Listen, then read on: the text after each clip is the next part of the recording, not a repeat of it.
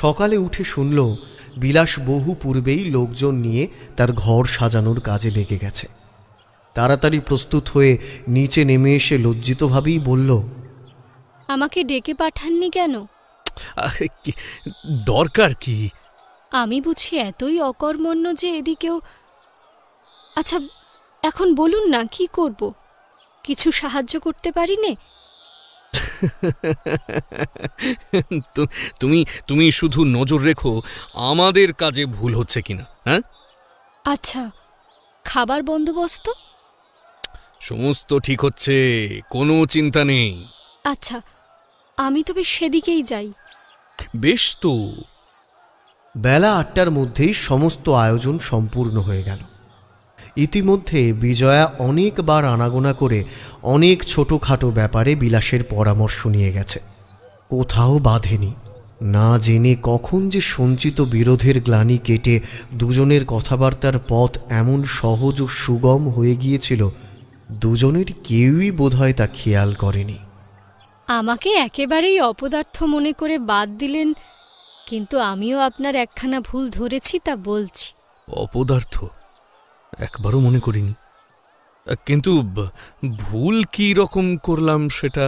আমরা আছি তো এখানে মাত্র 4-5 জন, কিন্তু খাবারের আয়োজন হয়েছে প্রায় 20 জনের, তা জানেন কি? সে তো বটেই, সে তো বটেই। বাবা তাঁর কয়েকজন বন্ধু বান্ধবকে নিমন্ত্রণ করেছেন, তারা কজন কে কে আসবেন আমি তো ঠিক তা জানি না। তাই কই, সে তো আমাকে বলেননি। এখান থেকে কাল আমি যাবার পরে বাবা তোমাকে চিঠি লিখে জানাননি? না। কিন্তু তিনি যে স্পষ্ট বললেন। কি বললেন? হয়তো আমারই শোনার ভুল হয়েছে, কিংবা তিনি চিঠি লিখে জানাবেন বলে বোধ করি ভুলে গেছেন। বিজয়া আর কোনো প্রশ্ন করল না, কিন্তু তার মনের ভিতর জ্যোৎস্নার প্রসন্নতা হঠাৎ যেন মেঘে ঢেকে গেল। আধ ঘন্টা পরে রাসবিহারী স্বয়ং এসে উপস্থিত হলেন এবং বেলা 9টার মধ্যেই তাঁর নিমন্ত্রিত বন্ধুর দল একে একে দেখা দিতে লাগলেন। এদের সকলেরই ব্রাহ্ম সমাজের নন, সম্ভবত তাঁরা রাসবিহারীর স্বনির্বন্ধ অনুরোধ এড়াতে না পেরেই আসতে বাধ্য হয়েছিলেন।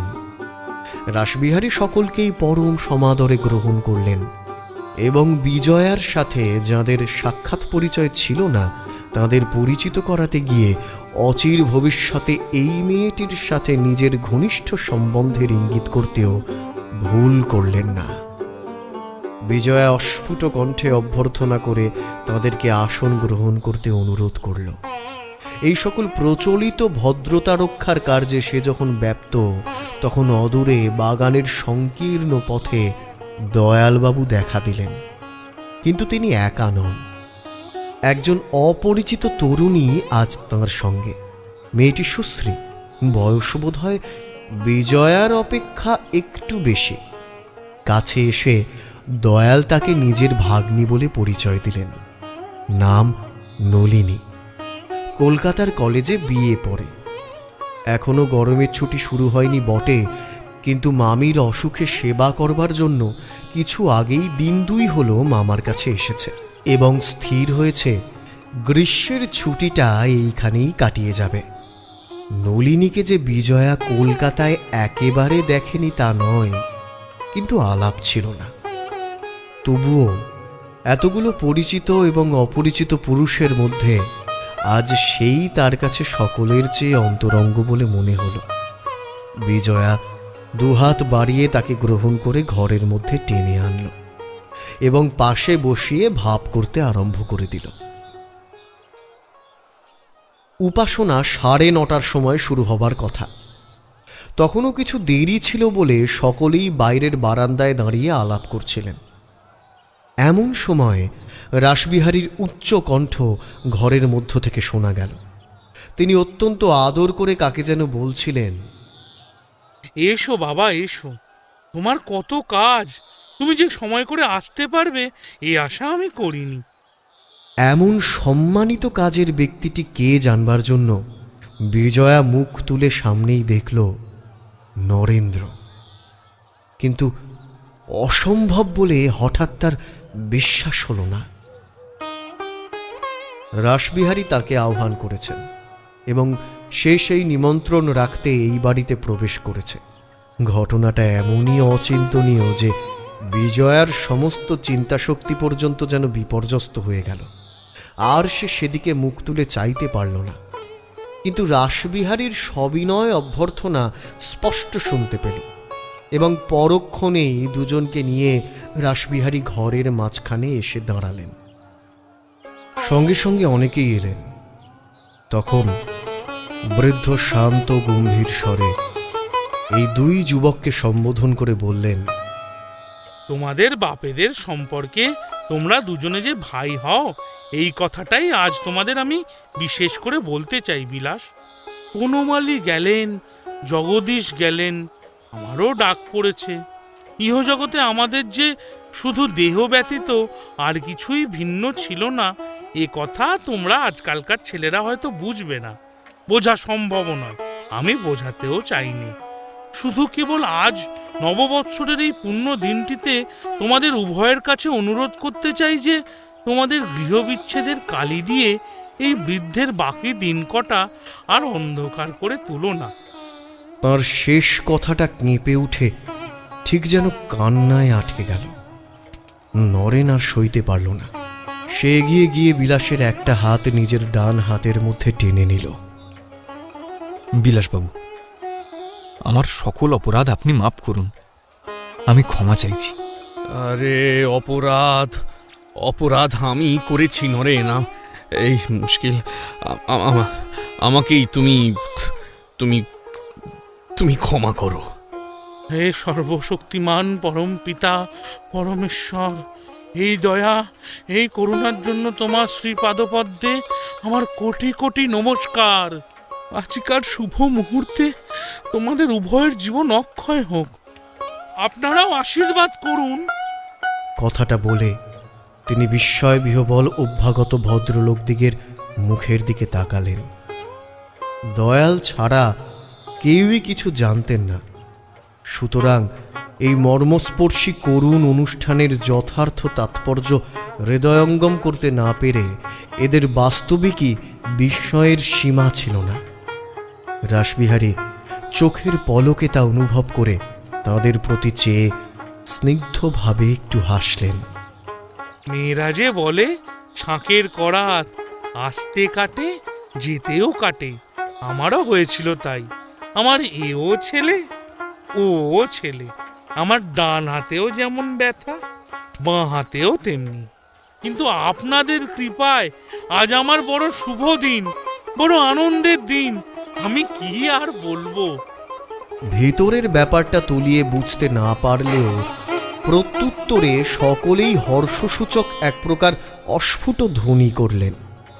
রাসবিহারী ঘাড়টা একটুখানি মাত্র হেলিয়ে উত্তরীয়র কোণে চোখ মুছে নিকটবর্তী আসনে গিয়ে নিঃশব্দে বসলেন। সেই স্নিগ্ধ গম্ভীর মুখের দিকে চেয়ে উপস্থিত কারও অনুমান করতে বাকি রইল না যে হৃদয় তাঁর অনির্বচনীয় ভাবরাশিতে এমনই পরিপূর্ণ হয়ে আছে যে কথার আর তিলার্ধ স্থান নেই। এবং ভগবত উপাসনার প্রারম্ভে ভূমিকাচ্ছলে বললেন, যেখানে বিরুদ্ধ হৃদয় সম্মিলিত হয় তথায় ভগবানের আসন পাতা হয়। সুতরাং আজ এখানে পরম পিতার আবির্ভাব সম্পদে দ্বিধা করিবার কিছু নাই। অতঃপর তিনি নূতন বছরের প্রথম দিনটিতে প্রায় 15 মিনিট ধরে একটি সুন্দর উপাসনা করলেন।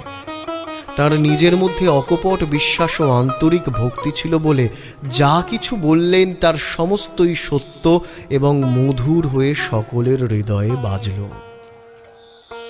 সকলের চোখের পাতায় একটা সজলতার আভাস দেখা দিল। শুধু রাসবিহারীর নিমিলিত চোখ বেয়ে দরদর করে জল গড়িয়ে পড়তে লাগল। শেষ হয়ে গেলেও একইভাবে বসে রইলেন। তিনি অচেতন কিংবা সচেতন বহুক্ষণ পর্যন্ত এই বুঝতে পারা গেল না। আর একজন যার মনের কথা টের পাওয়া গেল না, সে বিজয়া। সারাক্ষণ সে চোখ নিচু করে পাষাণ মূর্তির মতো স্থির হয়ে বসে রইল। তারপরে যখন মুখ তুলল তখন মুখখানা শুধু পাথরের মতোই অস্বাভাবিক রূপে সাদা দেখালো। দয়ালের ভক্তিগদগদ ধ্বনির প্রতিধ্বনি তখন অনেকেরই হৃদয়ের মধ্যে ঝঙ্কৃত হচ্ছিল। এমনি সময়ে রাসবিহারী চোখ খুললেন এবং উঠে দাঁড়িয়ে বললেন, আমার সে সাধনার বল নাই, কিন্তু দয়ালের মহাবাক্য যে কত বড় সত্য আজ তা উপলব্ধি করেছি। সম্মিলিত হৃদয়ের সন্ধিস্থলে সেই একমাত্র ও অদ্বিতীয় নিরাকার পরম ব্রহ্মের আবির্ভাব হয়। আজ তা মনের মধ্যে প্রত্যক্ষ দেখে আমার জীবন চিরদিনের জন্য ধন্য হয়ে গেল। দয়াল, দয়াল ভাই, এ শুধু তোমারই পুণ্যে, তোমারই আশীর্বাদে দয়াল। দয়ালের চোখ ছলছল করে এলো, কিন্তু তিনি কোনো কথা কইতে না পেরে নীরবে দাঁড়িয়ে রইলেন। পাশের ঘরেই জলযোগের প্রচুর আয়োজন হয়েছিল। এখন বিলাস সেই ইঙ্গিত করতেই রাসবিহারী তাকে বাধা দিয়ে অভ্যাগতগণকে উদ্দেশ্য করে বললেন, আপনাদের কাছে আজ আরেকটি বিষয়ে আশীর্বাদ ভিক্ষা করি। বনমালী বেঁচে থাকলে আজ তার কন্যার বিবাহের কথা তিনিই আপনাদেরকে জানাতেন, আমায় বলতে হতো না। কিন্তু এখন সে ভার আমার উপরেই পড়েছে। এখন আমি বর কন্যার পিতা। আমি এই মাসেরই শেষ সপ্তাহে পূর্ণিমা তিথিতে বিবাহের দিন স্থির করেছি। আপনারা সর্বান্তকরণে আশীর্বাদ করুন যেন শুভ কর্ম নির্বিঘ্নে সম্পন্ন হয়। কথাটা বলে রাসবিহারী একজোড়া মোটা সোনার বালা পকেট থেকে বের করে দয়ালের হাতে দিলেন। দয়াল সেই দুটি নিয়ে বিজয়ার কাছে এগিয়ে গিয়ে হাত বাড়িয়ে বললেন, শুভ কর্মের সূচনায় কায় মনোবাক্যে তোমার কল্যাণ কামনা করি মা। হাত দুটি একবার দেখি।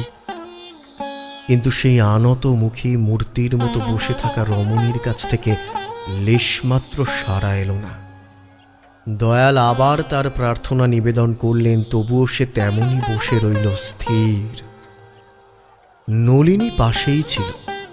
সে মামার অবস্থা সংকট অনুভব করে হেসে বিজয়ার হাত দুটি তুলে ধরল এবং দয়াল না জেনেই একজোড়া অত্যাচারের হাত করা আশীর্বাদের সুবর্ণ বলয় জ্ঞানে সেই মূর্ছিত প্রায় নিরুপায় নারীর অশক্ত অবশ দুটি হাতে একে একে পরিয়ে দিলেন।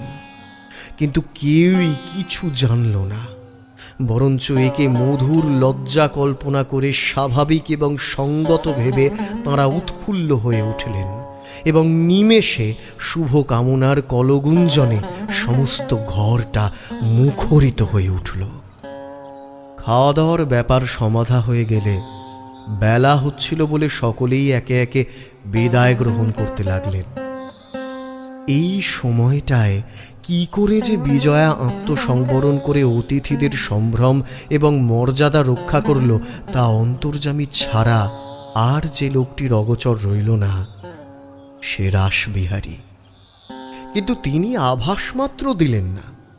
জলযোগ সমাপন করে একটি লবঙ্গ মুখে নিয়ে হাসি মুখে বললেন, মা, আমি চললুম। বুড়ো মানুষ, রোদ উঠলে আর হাঁটতে পারবো না। আরও এক প্রস্থ আশীর্বাদ করে ছাতাটি মাথায় নিয়ে ধীরে ধীরে বেরিয়ে পড়লেন। সবাই চলে গেছে, শুধু বিজয়া আর নলিনী তখনও বারান্দায় এক ধারে দাঁড়িয়ে কথাবার্তা বলছে। আপনার সঙ্গে আলাপ হয়ে কি যে সুখী হলাম সে বলতে পারিনি। এখানে এসে পর্যন্ত আমি একেবারে একলা হয়ে পড়েছি। এমন কেউ নেই যে দুটো কথা বলি। আপনার যখন ইচ্ছে হবে, যখন সময় পাবেন আসবেন। আমি নিজেও হয়তো ও বেলায় আপনার মামিমাকে দেখতে যেতে পারি। ও, দয়ালবাবু নিশ্চয়ই কাছারিতে ঢুকেছেন, ডেকে পাঠাই। তিনি তো এখন বাড়ি যাবেন না, একেবারে সন্ধেবেলায় ফিরবেন। এমা, এ কথা আমাকে আগে বলেননি কেন? আমি দারোয়ানকে ডেকে দিচ্ছি, সে আপনাকে। না, দরোয়ানের দরকার নেই। আমি নরেন্দ্রবাবুর জন্য অপেক্ষা করছি। তিনি তার মামার সঙ্গে একবার দেখা করতে গেছেন, এখনই এসে পড়বেন। আপনার সঙ্গে তার পরিচয় আছে নাকি? কই, এ কথা তো আমি জানতাম না। পরিচয় কিছুই ছিল না, শুধু পরশুদিন মামার চিঠি পেয়ে স্টেশনে এসে দেখি তিনি দাঁড়িয়ে আছেন, তার সঙ্গেই এখানে এসেছি। ও, তাই বুঝি? কিন্তু কি চমৎকার লোক দেখেছেন, দুদিনেই যেন কত দিনের আত্মীয় হয়ে দাঁড়িয়েছেন। এবেলায় আমাদের ওখানেই উনি স্নানাহার করে বিকেলবেলা কলকাতায় যাবেন স্থির হয়েছে। আমার মামিমা তো ওকে একেবারে ছেলের মতো ভালোবাসেন। হ্যাঁ, চমৎকার লোক। ওর সঙ্গে যে কারো কখনো মনোমালিন্য ঘটতে পারে, এ আমি চোখে না দেখলে হয়তো বিশ্বাস করতে পারতুম না। আমি বড় খুশি হয়েছি যে আজ বিলাসবাবুর সঙ্গে তার মিল হয়ে গেল। কিন্তু কি চমৎকার লোক ওর বাবা। আমার মনে হয় আমাদের সমাজে সকলেরই ওর মতো হবার চেষ্টা করা উচিত। রাসবিহারী বাবুর আদর্শ যেদিন ব্রাহ্ম সমাজের ঘরে ঘরে প্রতিষ্ঠিত হবে, সেই দিনই বুঝব আমাদের ব্রাহ্ম ধর্ম সফল হল, সার্থক হল। কি বলেন, ঠিক নয়? অদূরে দেখা গেল নরেন্দ্র টুপি হাতে নিয়ে দ্রুত বেগে এই দিকে আসছে। বিজয়া নলিনীর প্রশ্নের উত্তরটা এড়িয়ে গিয়ে শুধু সেই দিকে তার দৃষ্টি আকর্ষণ করল। ওই যে উনি আসছেন। এই যে, এরই মধ্যে দুজনের দিব্যি ভাব হয়ে গেছে। বাস্তবিক আজ বছরের প্রথম দিনটায় আমার ভারী সুপ্রভাত। সকালটা চমৎকার কাটলো, দেখে আশা হচ্ছে এ বছরটা হয়তো ভালোই কাটবে। কিন্তু আপনাকে অমন শুকনো দেখাচ্ছে কেন বলুন তো? একদিনের মধ্যে ও প্রশ্ন কতবার করা দরকার বলুন তো? আরও একবার জিজ্ঞাসা করেছি না, তা হলোই বা। আচ্ছা, খপ করে অমন রেগে যান কেন বলুন দেখি? এটা তো আপনার ভারী দোষ। ও বিষয়ে সবাই কি আপনার মতো নির্দোষ হতে পারে? তবুও দেখুন, কালীপদর মতো এমন সব নিন্দুকও আছে যারা আপনার মতো সাধুকেও বদরাগী বলে অপবাদ দিতে পারে।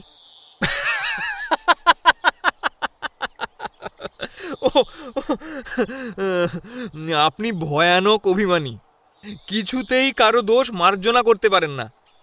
কিন্তু এমন সবের সবটা কারা শুনি? কালীপদ আর আপনি নিজে, এই তো। আর স্টেশনে যারা দেখেছে তারাও, আর আর যারা শুনেছে তারাও। তাহলে আমার সম্বন্ধে রাজ্যশুদ্ধ লোকের এই মত, তাই তো? হ্যাঁ, আমাদের সকলের মতই এই। তাহলে ধন্যবাদ। এইবার আপনার নিজের সম্বন্ধে সকলের কি মত সেইটে বলুন। নিজের সুখ্যাতি নিজে করতে নেই, পাপ হয়। সে বরঞ্চ আপনি বলুন, কিন্তু এখন নয়, নাওয়া খাওয়ার পরে। কিন্তু অনেক বেলা হয়েছে, এই কাজটা এখানে সেরে নিলে ভালো হতো না? কিন্তু মামিমা যে অপেক্ষা করে থাকবেন। আমি এক্ষুনি লোক পাঠিয়ে খবর দিচ্ছি। আমাকে যেতেই হবে। মামিমা রোগী মানুষ, বাড়িতে সমস্ত দুপুরবেলাটা কেউ কাছে না থাকলে চলবে না। কথাটা সত্য, তাই বিজয়া আর জেদ করতে পারল না। কিন্তু তার মুখের দিকে চেয়ে কি একটা ভেবে নলিনী তৎক্ষণাৎ বলে উঠল, কিন্তু আপনি না হয় এখানেই স্নানাহার করুন নরেনবাবু, আমি গিয়ে মামিমাকে জানাবো। শুধু যাবার সময় একবার তাকে দেখা দিয়ে যাবেন। আর আমাকে এমনই অকৃতজ্ঞ নরাধম পেয়েছেন যে এই রোদের মধ্যে আপনাকে একলা ছেড়ে দেব। আপনার কাছে তো একদিন ভালো রকম খাওয়া দাওয়া পাওনা আছেই, সেদিন না হয় সকাল সকাল এসে এই খাওয়াটার শোধ তোলবার চেষ্টা করব। এখন নমস্কার নলিনী দেবী, আর দেরি নয়, চলুন। নরেন হাতের টুপিটা মাথায় তুলে দিল। নলিনী নেমে কাছে এলো, কিন্তু আর একজন যে কাঠের মতো দাঁড়িয়ে রইল, তার দুই চোখে শান দেওয়া ছুরির আলো ঝলসাতে লাগল, তা দুজনের কেউই লক্ষ্য করল না। করলে বোধ করি নরেন দুই এক পা এগিয়ে গিয়েও হঠাৎ ফিরে দাঁড়িয়ে হেসে বলতে সাহস করত না। আচ্ছা, একটা কাজ করলে হয় না? যে জিনিসটা শুরু থেকেই এত দুঃখের মূল, যার জন্য আমার দেশময় অখ্যাতি, আমাকেই না হয় সেটা আজকের আনন্দের দিনে বকশিস করে দিন। সেই 200 টাকাটা কাল পরশু যেদিন হয় পাঠিয়ে দেব। দাম দিয়ে দেওয়াকে আমি উপহার দেওয়া বলি নে, বিক্রি করা বলি। ও উপহার দিয়ে আপনি আত্মপ্রসাদ লাভ করতেই পারেন, কিন্তু আমাদের শিক্ষা আরেক রকম হয়েছিল। তাই আজ আনন্দের দিনে সেটা বেচতে ইচ্ছে করিনে। এই আঘাতের কঠোরতায় নরেন্দ্র স্তম্ভিত হয়ে গেল। এমনিই তো সে বিজয়ার মেজাজের প্রায়ই কোনো কুল কিনারা পায় না, তাতে আজ তার বুকের মধ্যে তুষের আগুন জ্বলছিল। তার দাহ যখন হঠাৎ অকারণে বের হয়ে পড়ল, তখন নরেন তাকে চিনে নিতে পারল না।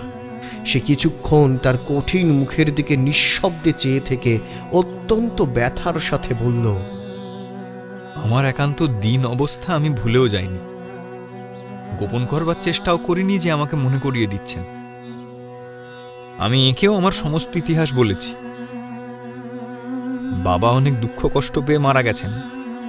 তার মৃত্যুর পরে বাড়ি ঘর দ্বার যা কিছু এখানে ছিল সর্বস্ব দেনার দায়ে বিক্রি হয়ে গেছে, কিছুই কারো কাছে লুকাইনি।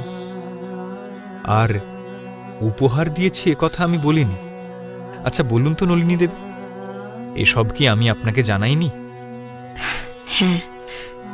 বিজয়ার মুখ বেদনায় লজ্জায় ক্ষোভে বিবর্ণ হয়ে উঠল। সে শুধু বিহবল আচ্ছন্নের মতো এক দৃষ্টে দুজনের দিকে চেয়ে চুপ করে রইল। তার অপরিসীম বেদনাকে বিমথিত করে নরেন ম্লান মুখে আবার বলল, আমার কথায় আপনি প্রায়ই অত্যন্ত উত্তক্ত হয়ে ওঠেন। হয়তো ভাবেন নিজের অবস্থাকে ডিঙিয়ে আমি নিজেকে আপনাদের সমান এবং সমকক্ষ বলে প্রচার করতে চাই। হতেও পারে সব কথায় আপনার ওজন ঠিক রাখতে পারিনি, কিন্তু সে আমার অন্যমনস্ক স্বভাবের দোষ।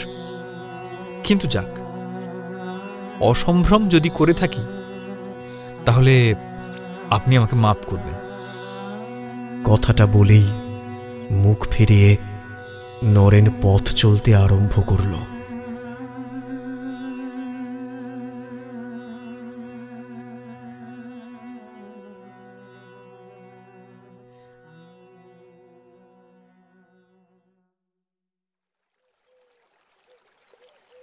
কি উপহার দেবার কথা বলেছিলেন?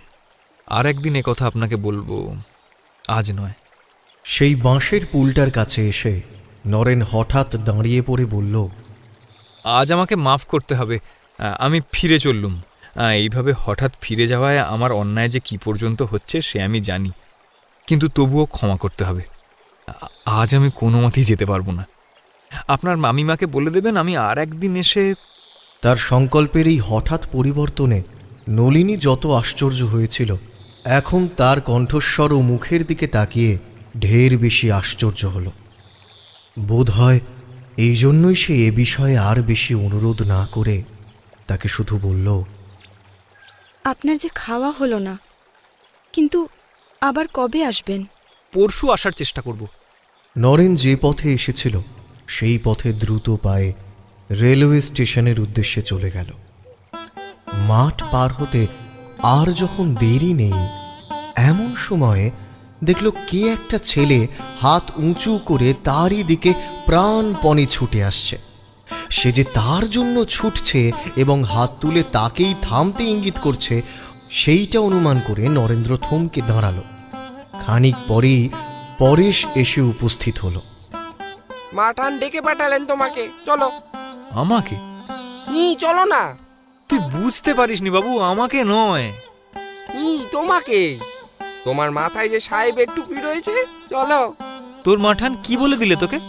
মাঠান সেই চিলের ছাদ থেকে দৌড়ে নেমে এসে বললেন, পরেশ ছুটে যা, এই সোজা গিয়ে বাবুকে ধরে আন, মাথায় সাহেবের টুপি আছে, যা ছুটে যা, তোকে খুব ভালো একটা লাটাই কিনে দেব, তুমি চলো না। এতক্ষণে এর ব্যগ্রতার কারণ বোঝা গেল। সে লাটাইয়ের লোভে এই রৌদ্রের মধ্যে ইঞ্জিনের বেগে ছুটে এসেছে, সুতরাং কোনো মতে ছেড়ে যাবে না। তার একবার মনে হলো ছেলেটিকে নিজেই একটা লাটাইয়ের দাম দিয়ে এইখান থেকে বিদায় করে, কিন্তু আজই এমন করে ডেকে পাঠাবার কি কারণ, সে কৌতূহল কিছুতেই নিবারণ করতে পারল না। কিন্তু যাওয়া উচিত কিনা স্থির করতে তার আরও কিছুক্ষণ লাগল এবং শেষ পর্যন্ত স্থিরও কিছু হলো না। তবুও অনিশ্চিত পথ তার ওই দিকেই ধীরে ধীরে চলতে লাগল। সমস্ত রাস্তাটা সে ডাকবার কারণটাই মনে মনে হাতড়িয়ে মরতে লাগল, কিন্তু ডাকাটাই যে সবচেয়ে বড় কারণ সেটা তার চোখে পড়ল না। বাইরের ঘরে পা দিতেই বিজয়া সামনে এসে দাঁড়ালো। দুটি জলে ভেজা উৎসুক চোখ তার মুখের ওপর রেখে তীক্ষ্ণ কণ্ঠে বলল, না খেয়ে এত বেলায় চলে যাচ্ছেন যে বড়? আমি মিছামিছি রাগ করি, আমি ভয়ানক মন্দ লোক, আর আপনি নিজে? এর মানে কে বলেছে আপনি মন্দ লোক? কে বলেছে ওসব কথা আপনাকে? আপনি বলেছেন। কেন নলিনীর সামনে আমাকে অমন করে অপমান করলেন? আমাকেই অপমান করলেন, আবার আমাকেই শাস্তি দিতে না খেয়ে চলে যাচ্ছেন। কি করেছি আমি আপনার? কথা বলতে বলতে তার দু চোখ জলে ভরে এলো। বোধহয় তাই সামলাবার জন্য সে তৎক্ষণাৎ ওদিকের জানালায় গিয়ে বাইরের দিকে চেয়ে পিছন ফিরে দাঁড়ালো। নরেন হতবুদ্ধির মতো বাকশূন্য হয়ে চেয়ে রইল। এ অভিযোগের কোথায় কি যে জবাব আছে তাও যেন খুঁজে পেল না। এর কারণই বা কি তাও ভেবে পেল না। স্নানের জল প্রভৃতি দেওয়া হয়েছে বলে বেহারা জানিয়ে গেলে বিজয়া ফিরে এসে শান্তভাবে বলল, আর দেরি করবেন না, যান।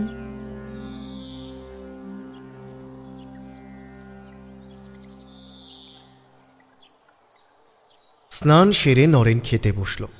বিজয়া একখানা পাখা হাতে করে তার অদূরে এসে যখন বসল, তখন অত্যন্ত সঙ্গোপনে তার সর্বাঙ্গ আলোড়িত করে যেন লজ্জার ঝড় বয়ে গেল। বাতাস করতে উদ্যত দেখে নরেন সংকুচিত হল। আমাকে হাওয়া করবার দরকার নেই, আপনি পাখাটা রেখে দিন। আপনার দরকার না থাকলেও আমার দরকার আছে। বাবা বলতেন, মেয়ে মানুষদের শুধু হাতে বসতে নেই। আপনার খাওয়াও তো হয়নি। না, পুরুষ মানুষদের খাওয়া না হলে আমাদের খেতেও নেই।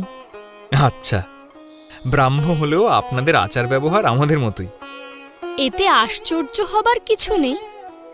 আমরা বিলেত থেকেও আসিনি, কাবুল থেকেও আমাদের আচার ব্যবহার আমদানি হয়নি। এরকমটা না হলেই বরঞ্চ আশ্চর্য হতাম।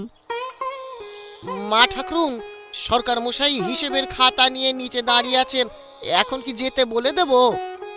হ্যাঁ, আজ আর আমার দেখবার সময় হবে না, তাকে কাল একবার আসতে বলে দাও। এইটি আমাকে সবচেয়ে বেশি আনন্দ দেয়। কোনটি? চাকরদের মুখের এই ডাকটি।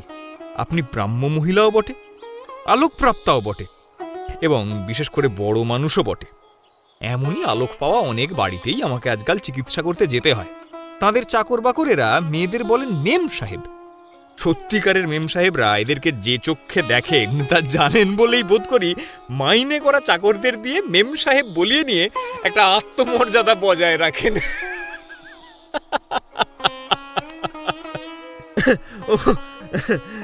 বাড়ির দাসী চাকরের মুখের মাতৃ সম্বোধনের চেয়ে মেম সাহেব ডাকটা যেন বেশি ইজ্জতের।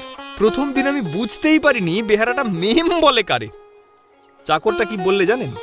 বলে, আমি অনেক দিন সাহেব বাড়িতে চাকরি করেছি, সত্যকারের মেম সাহেব কি তা খুব জানি, কিন্তু কি করব ডাক্তারবাবু, নতুন হিন্দুস্তানি দারোয়ানটা গিন্নিকে মাইজি বলে ডেকে ফেলেছিল, আর সেই জন্য মেম সাহেব তার 1 টাকা জরিমানা করে দিলেন। চাকরিটা যে বজায় রইল এই তার ভাগ্যি। এমনই রাগ। আচ্ছা, আপনি বোধহয় এরকম অনেক দেখেছেন না? আমাকে এইটা একদিন দেখতে হবে, এইসব মেম সাহেবদের ছেলে মেয়েরা মাকে মা বলে নাকি মেম সাহেব বলে ডাকে। খেয়ে দে সারা দিন ধরে পরচর্চা করে আমোদ করবে, আমার আপত্তি নেই, কিন্তু আমাকে কি আজ খেতে দেবেন না? আমিও তো 4-5 বছর বিলেতে ছিলাম। এইসব দিশি সাহেবরা আবার পরের নিন্দে। আচ্ছা, আর নয়, কিন্তু আর যে খেতে পাচ্ছি না। বাহ, কিছুই তো খাননি। না না, এখন কিছুতেই উঠতে পারবেন না। আচ্ছা, না হয় পরের নিন্দা করতে করতে অন্যমনস্ক ভাবে খান, আমি কিচ্ছু বলবো না। আপনি এতেই বলছেন খাওয়া হলো না, কিন্তু আমার কলকাতার রোজকার খাওয়া যদি আপনি দেখেন তো অবাক হয়ে যাবেন। দেখছেন না এই কমাসের মধ্যে কিরকম রোগা হয়ে গেছি। আমার বাসায় বামুন বেটা হয়েছে যেমন পাজি, তেমনই বদমাস জুটেছে চাকরটা। সাত সকালে রেঁধে রেখে কোথায় যে যায় তার ঠিকানা নেই। আমার কোন দিন ফিরতে হয় 2টো, কোন দিন বা 4টে বাজে। সেই ঠান্ডা করকরে ভাত, দুধ কোনো কোনো দিন বেড়ালে খেয়ে যায়, কোনোদিন বা জানলা দিয়ে কাক ঢুকে সমস্ত ছড়াছড়ি করে রাখে, সে দেখলেই ঘৃণা হয়। অর্ধেক দিন তো একেবারে খাওয়াই হয় না। এমন সব চাকর বাকরদের দূর করে দিতে পারেন না? নিজের বাসায় এত টাকা মাইনে পেয়েও যদি এত কষ্ট, তবে চাকরি করাই বা কেন? এক হিসাবে আপনার কথা সত্যি। তা একদিন বাক্স থেকে 200 টাকা চুরি করে নিলে, একদিন নিজেই কোথায় 100 টাকার নোট হারিয়ে ফেললাম। অন্য মনস্ক লোকের তো পদে পদেই বিপদ, কিনা? তবে তবে কি জানেন, এই দুঃখ কষ্ট আমার অনেক দিনই সয়ে গেছে, তাই তেমন গায়ে লাগে না।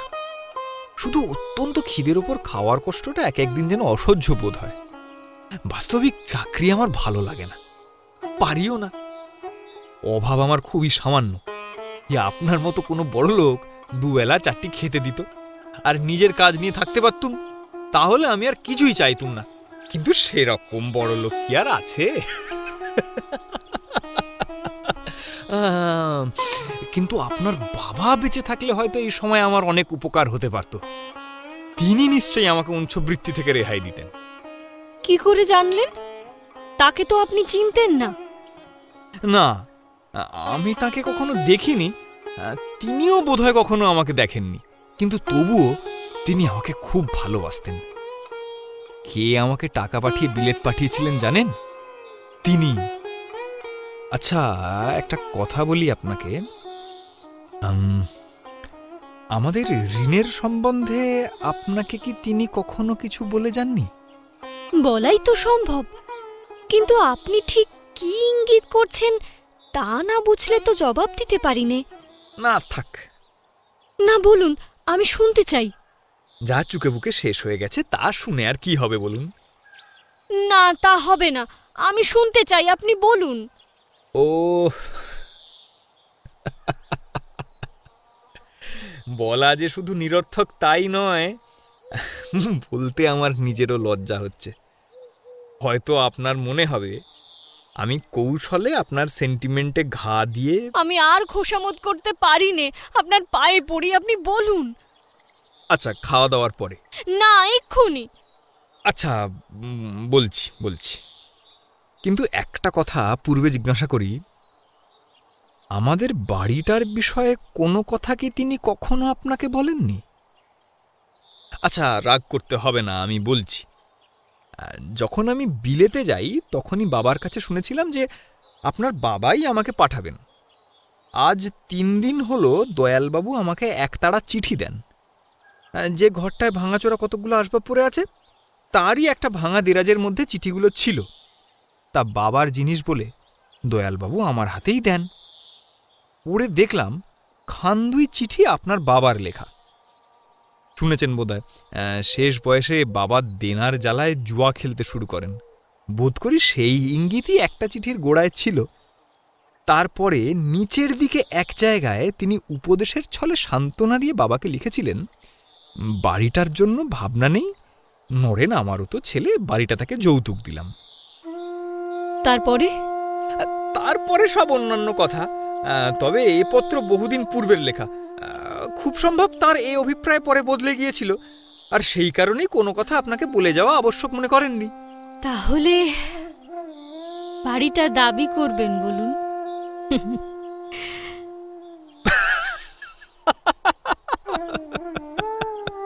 হ্যাঁ, দাবি নিশ্চয়ই করব এবং আপনাকেও সাক্ষী মানব।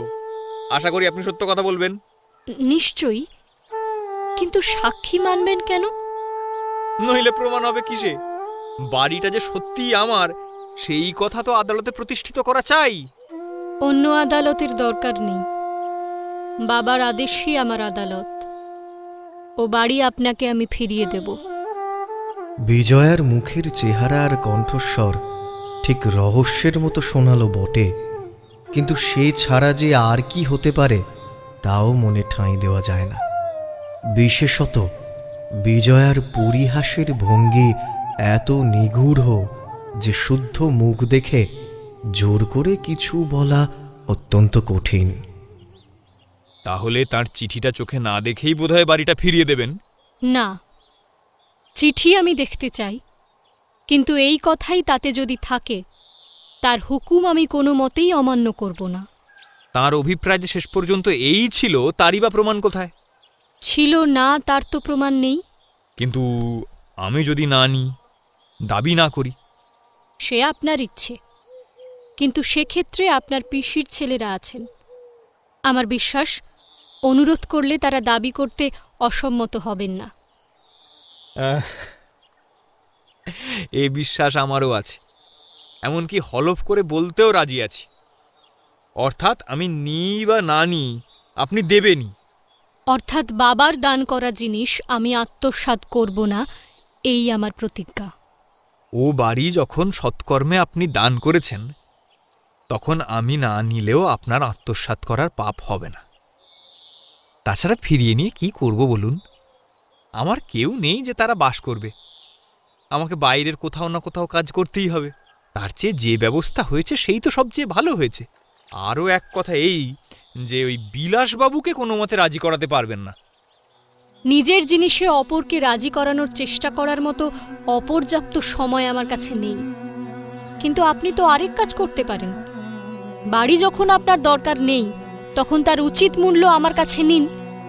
তাহলে আপনাকে চাকরিও করতে হবে না, অথচ নিজের কাজও স্বচ্ছন্দে করতে পারবেন। আপনি সম্মত হন নরেনবাবু?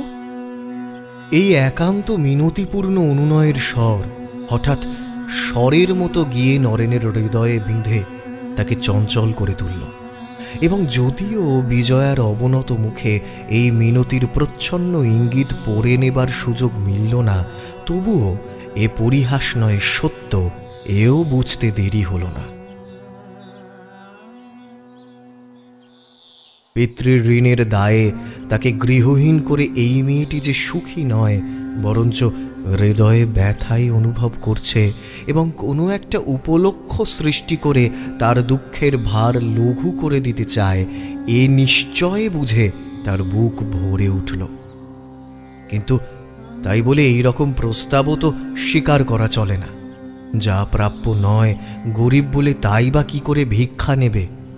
আরও একটা কথা আছে, যেসব সাংসারিক ব্যাপার আগে একেবারেই সমস্যার ছিল, তার অনেকগুলোই এখন এই লোকটির কাছে সহজ হয়ে গেছে। সে স্পষ্ট দেখতে পেল বিলাসের সম্বন্ধে বিজয়া আবেগের উপর যাই বলুক না কেন, তার বাধা ঠেলে শেষ পর্যন্ত এ সংকল্প কিছুতেই কার্যে পরিণত করতে পারবে না। এতে শুধু কেবল তার লজ্জা এবং বেদনাই বাড়বে, আর কিছুই হবে না। আপনার মনের কথা আমি বুঝেছি। গরিবকে কোনো একটা ছলে কিছু দান করতে চান, এই তো। এ কথায় আমি কত কষ্ট পাই আপনি জানেন? তবে আসল কথাটা কি শুনি? সত্যি কথাই আমি বরাবর বলেছি। আপনার পাপ মন বলেই শুধু বিশ্বাস করতে পারেননি। আপনি গরিব হন, বড়লোক হন, আমার কি? আমি কেবল বাবার আদেশ পালন করবার জন্যই আপনাকে ফিরিয়ে দিতে চাচ্ছি। ওর মধ্যে একটু মিথ্যে রয়ে গেল, তা থাক। কিন্তু খুব বড় প্রতিজ্ঞা তো করছেন। কিন্তু বাবার হুকুম মতো ফিরিয়ে দিতে হলে আরো কত জিনিস দিতে হয় জানেন? শুধু ওই বাড়িটা নয়। বেশ, নিন, আপনার সম্পত্তি ফিরিয়ে নিন।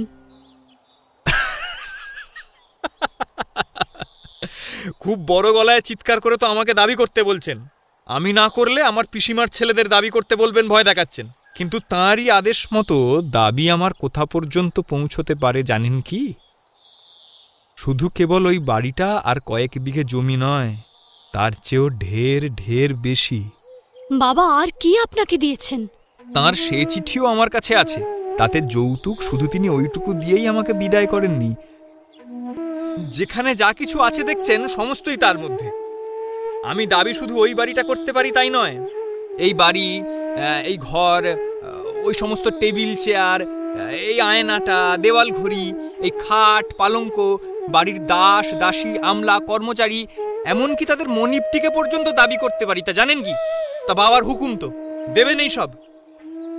বিজয়ার পায়ের নখ থেকে চুল পর্যন্ত শিউরে উঠল, কিন্তু সে কোনো উত্তর না দিয়ে মুখ নিচু করে কাঠের মূর্তির মতো বসে রইল। কেমন, দিতে পারবেন বলে মনে হচ্ছে? বরঞ্চ একবার না হয় বিলাসবাবুর সঙ্গে নিরিবিলি পরামর্শ করবেন। এইবার বিজয়া মুখ তুলতেই নরেনের প্রবল হাসি হঠাৎ যেন মার খেয়ে বন্ধ হল। বিজয়ার মুখে যেন রক্তের আভাস মাত্র নেই। এমন একটি শুকনো পাণ্ডুর মুখের দিকে তাকিয়ে নরেন উদ্বিগ্ন শশব্যস্ত হয়ে উঠল। আপনি কি পাগল হয়ে গেলেন নাকি? আমি কি সত্যি সত্যি এই সমস্ত দাবি করতে যাচ্ছি নাকি নাকি করলেই পাবো? আরে আরে আমাকেই তো তাহলে ধরে নিয়ে গিয়ে পাগলাগারদে পুরবে। কই দেখি বাবার চিঠি। বেশ, তা আমি কি পকেটে করে সেই চিঠি নিয়ে বেড়াচ্ছি নাকি? আর সে দেখেই বা আপনার লাভ কি? তা হোক, দারোয়ানের হাতে চিঠি দুটো আজই দেবেন। সে আপনার সঙ্গে কলকাতায় যাবে। এত তাড়া? হ্যাঁ।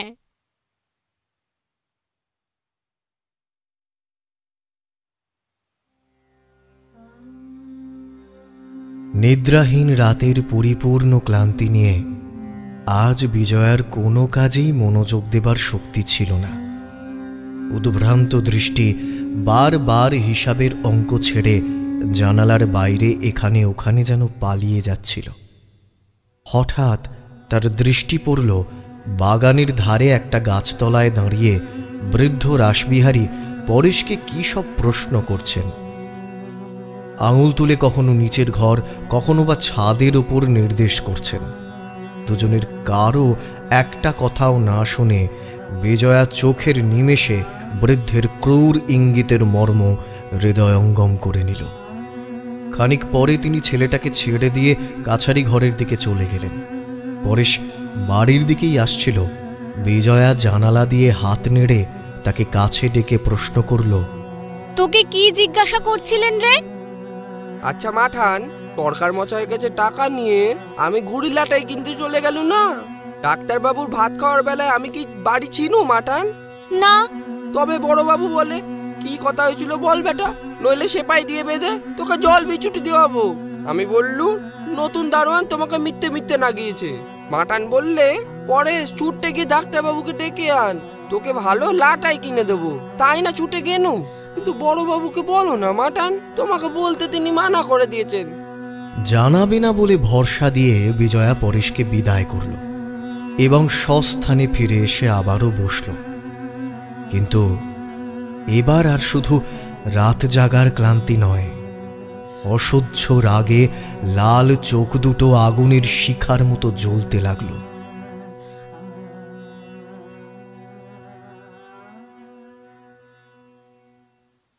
কিছুকাল পরেই রাসবিহারী দরজার বাইরে লাঠির শব্দ করে ধীর গতিতে প্রবেশ করলেন এবং বিজয়ার দৃষ্টি আকর্ষণ করতে অল্প একটুখানি কেশে চেয়ার টেনে বসলেন।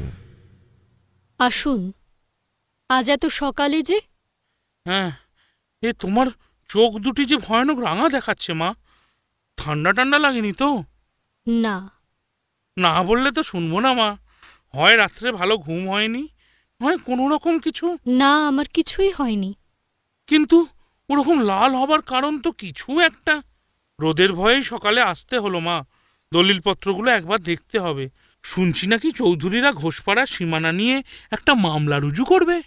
জমিদারি সংক্রান্ত অত্যাবশ্যক দলিলগুলো বনমালী নিজের কাছেই রাখতেন। একে তো এ সকলের খুব একটা প্রয়োজন হয় না, তাতে অন্যত্র খোয়া যাওয়ার সম্ভাবনা আছে বলে তিনি কোনোদিন কাজছাড়া করেননি। কলকাতা থেকে বাড়ি আসবার সময় বিজয়া এগুলো সঙ্গে করে এনেছিল এবং নিজের শোবার ঘরের লোহার আলমারিতে বন্ধ করে রেখেছিল। তাঁরা মামলা করবেন কে বললে? কেউ বলেনি মা, আমি বাতাসে খবর পাই। তা না হলে কি এত বড় জমিদারিটা এতদিনে চালাতে পারতাম? তাঁরা কতটা দাবি করছেন? তা হবে বই কি, খুব কম হলেও সেটা বিঘে 2 হবে। এই তাহলে তারাই নিন। 2 বিঘে বই তো নয়। আমি বলি কি, এ বিষয় নিয়ে মামলা মকদ্দমার কোনো দরকার নেই। কিছুতেই হতে পারে না মা, কিছুতেই হতে পারে না। তোমার বাবা যখন আমার উপর সমস্ত নির্ভর করে গেছেন এবং যতক্ষণ আমি বেঁচে আছি বিনা প্রতিবাদে 2 বিঘে কেন দু আঙুল জায়গা দিলেও ঘোর অধর্ম হবে। তাছাড়া আরও অনেক কারণ আছে যার জন্যে পুরনো দলিলগুলো একবার ভালো করে দেখা দরকার। একবার কষ্ট করে ওঠো মা, বাক্সটা উপর থেকে আনিয়ে দাও। আরও কারণ আছে? হ্যাঁ। কি কারণ? কারণ তো একটা নয়, মুখে মুখে তার কি কৈফিয়ত তোমাকে দেব মা। এই সময় নায়েব মশাই বিজয়ার কাছে শৈশাবুদের জন্য রেখে যাওয়া খাতাপত্তর ফেরত নিতে এলে বিজয়া লজ্জিতভাবেই বলল, এবেলায় আর হয়ে উঠল না, ও বেলায় এসে নিয়ে যাবেন। আচ্ছা মা, আমি পরেই আসবো। একটা কাজ আছে কিন্তু। কাছারির ওই নতুন দারোয়ানটা কতদিন বহাল হয়েছে জানেন? মাস তিনেক হবে বোধহয়। তা যাই হোক, ওকে আর দরকার নেই। এখনও এই মাসের 20 দিন বাকি। এই কটা দিনের মাইনে বেশি দিয়ে আজই ওকে জবাব দেবেন।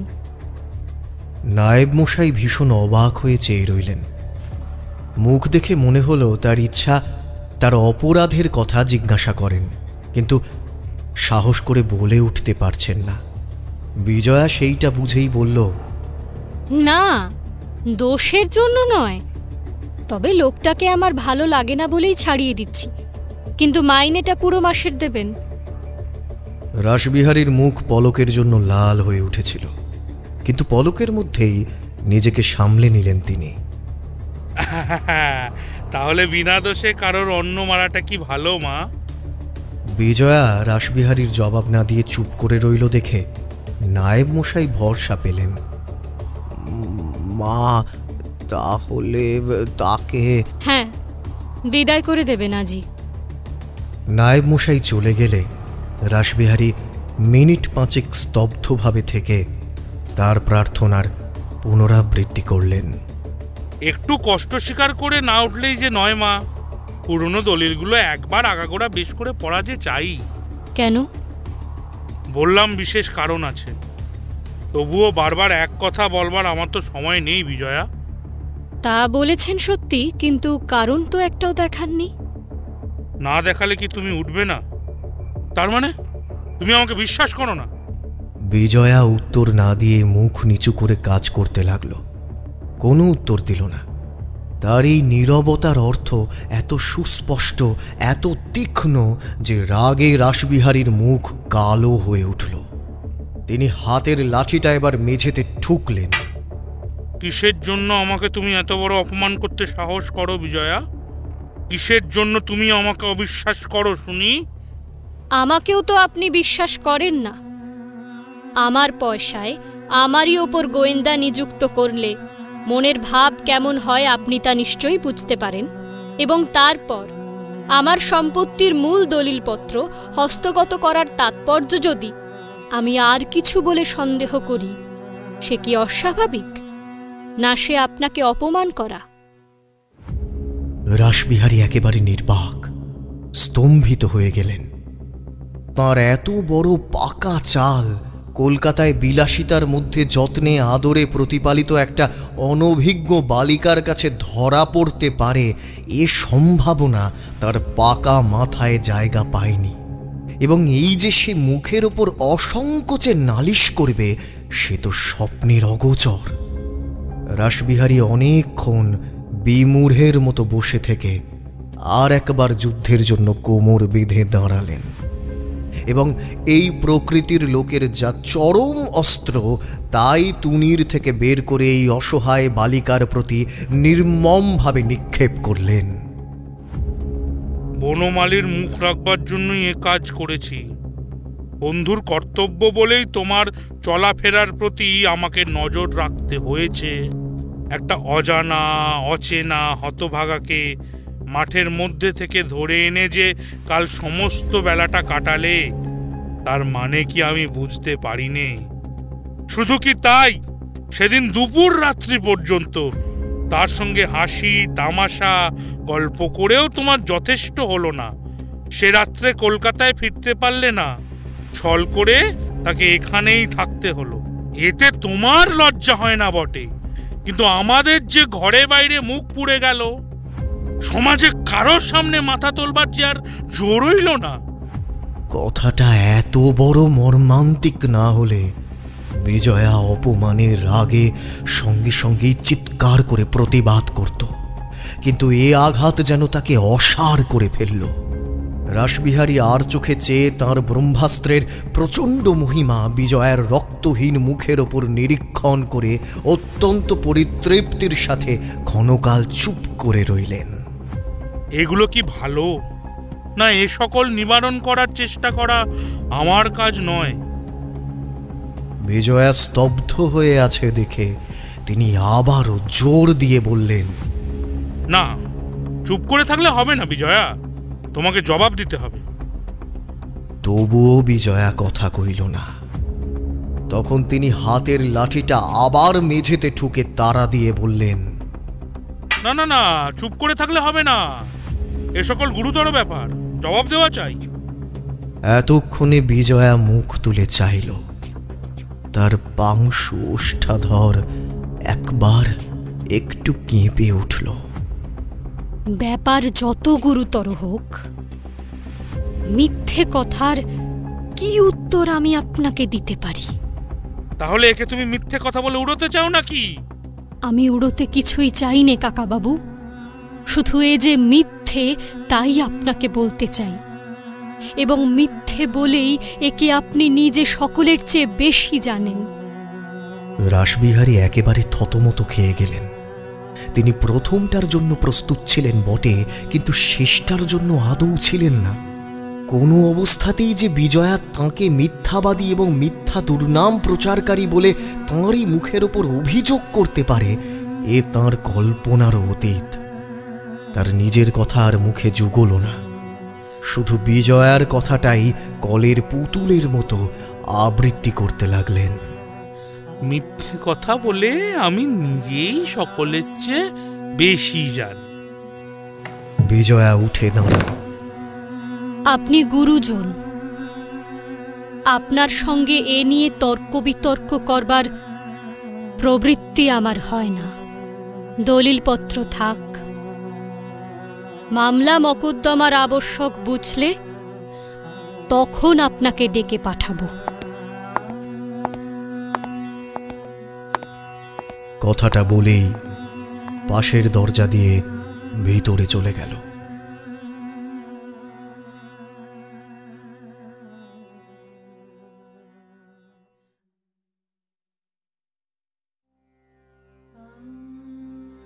বিজয়ার সবার আগে মনে হয়েছিল কাল সকালেই সে যেমন করে হোক কলকাতায় পালিয়ে এই ব্যাধের ফাঁদ থেকে আত্মরক্ষা করবে। কিন্তু উত্তেজনার প্রথম ধাক্কাটা যখন কেটে গেল, তখন দেখতে পেল তাতে জালের ফাঁসি যে শুধু বেশি করে চেপে বসবে তাই নয়, অপবাদের ধুয়ো সঙ্গে সঙ্গে বয়ে বেড়াতে হবে। সেখানকার আকাশ পর্যন্ত কলুষিত হয়ে যাবে সেই ধোঁয়ায়। তখন কলকাতার সমাজেই বা সে মুখ দেখাবে কি করে? অথচ এখানেও সে ঘর থেকে বের হতে পারল না, যদিও নিশ্চয়ই বুঝেছিল রাসবিহারী তাকে পরিত্যাগ করবার জন্য নয়, বরঞ্চ গ্রহণ করবার অভিপ্রায়ই এই দুর্নামের সৃষ্টি করেছিলেন, এবং একান্ত নিরাশ না হওয়া পর্যন্ত কিছুতেই বাইরে এর মিথ্যা প্রচার করবেন না। তবুও দিন দুই পরে নায়েব মশাই যখন হিসেব সই করাতে বিজয়ার দর্শন প্রার্থনা করল, তখন সে অসুস্থতার ছুতো করে চাকরকে দিয়ে খাতাপত্র উপরে চেয়ে আনালো। আজ নিজের কর্মচারীকেও দেখা দিতে তার লজ্জা করতে লাগলো, পাছে কোনো ফাঁক দিয়ে এ কথা তার কানে গিয়ে থাকে এবং তার চোখেও অবজ্ঞা আর উপহাসের দৃষ্টি লুকিয়ে থাকে। একটা জিনিস সে যেমন ভয় করছিল, তেমনি প্রাণ দিয়ে কামনাও করছিল তার পিতার পত্র নিয়ে নরেন নিজেই উপস্থিত হবে। কিন্তু দিন ৫-৬ পরে সে সমস্যার মীমাংসা হয়ে গেল পিয়নের হাত দিয়ে। চিঠি এলো বটে, কিন্তু সে ডাকে নরেন নিজে এলো না। কেন যে সে এলো না তা অনুমান করতে তার মুহূর্ত দেরি হলো না। সে ঠিক এই আশঙ্কাই করেছিল পাছে রাসবিহারী কোনো ছলে এ কথা নরেনের কানে তুলে তার এ বাড়ির পথ বন্ধ করে দেন। চিঠি হাতে করে বিজয়া ভাবতে লাগল, কিন্তু এত সহজেই যদি এদিকের পথ তার বন্ধ হয়ে যায় এমনই অনায়াসে সেও যদি এই মিথ্যা কলঙ্কের ডালি তার মাথায় তুলে দিয়ে সভয়ে সরে দাঁড়ায়, তাহলে এ দুর্নামের বোঝা, তা সে যত বড় মিথ্যাই হোক, সে বয়ে বেড়াবে কোন অবলম্বনে? তখন এই মিথ্যা ভারী যে পরম সত্যের মতো তাকে ধূলিসাৎ করে দেবে। এমনই অভিভূতের মতো স্থির হয়ে বসে কত কি যে সে চিন্তা করতে লাগলো তার সীমা নেই। তার বহুক্ষণ পরে সে উঠে দাঁড়ালো এবং এইবার তার পরলোকগত বাবার হাতে লেখা কাগজ দুটো মাথায় চেপে ধরে ঝরঝর করে কাঁদতে লাগলো। বারবার চোখ মুছে চিঠি দুটো পড়তে লাগলো। বারবার চোখের জলে দৃষ্টি ঝাপসা হয়ে গেল। অবশেষে অনেক দেরিতে অনেক যত্নে যখন পড়া শেষ করল, তখন বাবার আন্তরিক বাসনা তার কাছে আর অজানা রইল না। এক সময় তিনি যে শুধু তারই জন্য নরেনকে মানুষ করে তুলতে চেয়েছিলেন, এ সত্য একেবারে স্ফটিকের মতো স্বচ্ছ হয়ে গেল। এবং এই কথা আর যারই অগোচরে থাকুক, রাসবিহারীর যে ছিল না তাও বুঝতে বাকি রইল না।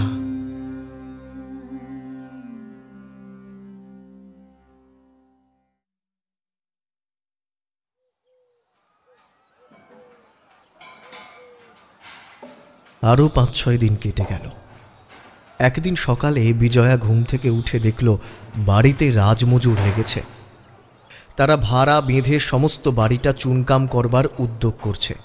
কারণ ভাবতে গিয়ে তার হঠাৎ সর্বাঙ্গ শিথিল হয়ে পড়ল। আগামী পূর্ণিমা তিথির আর মাত্র 7 দিন বাকি। সারাদিন সতেজে কাজ চলতে লাগলো, অথচ সে একজন কাউকেও ডেকে জিজ্ঞাসা করতে পারল না এই কার আদেশে হচ্ছে, কিংবা কেন এ বিষয়ে তার মতামত জানা হলো না।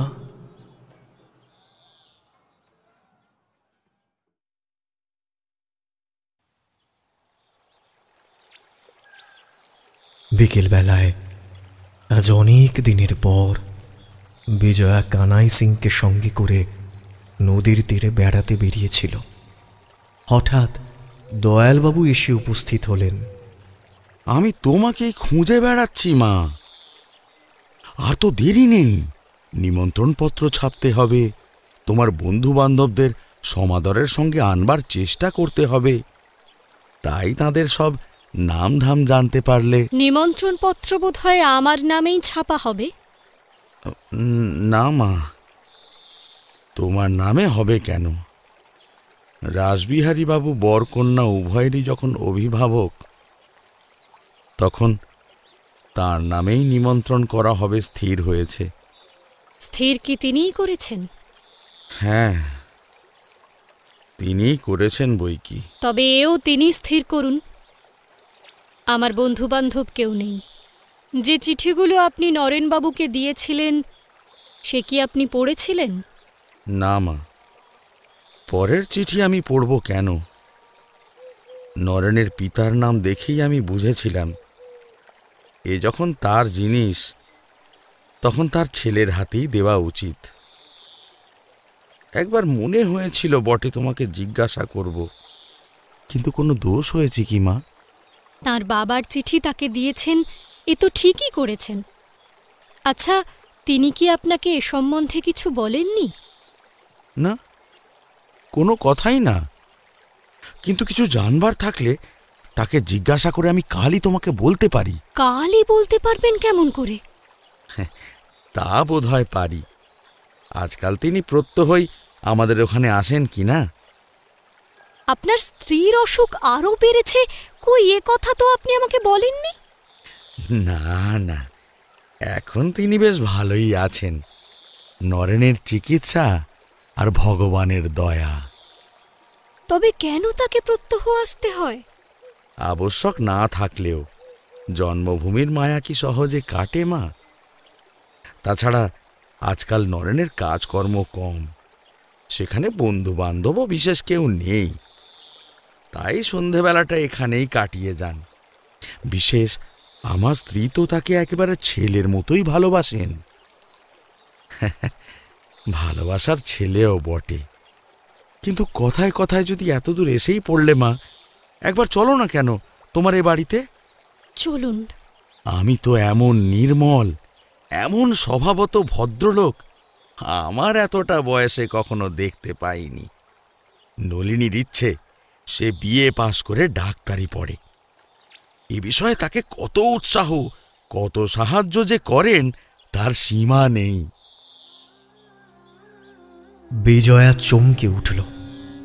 কলকাতা থেকে রোজ এত দূরে এসে সন্ধ্যা অতিবাহিত করবার এই সন্দেহটাই এতক্ষণ তার বুকের ভিতর বিষের মতো ফেনিয়ে উঠেছিল।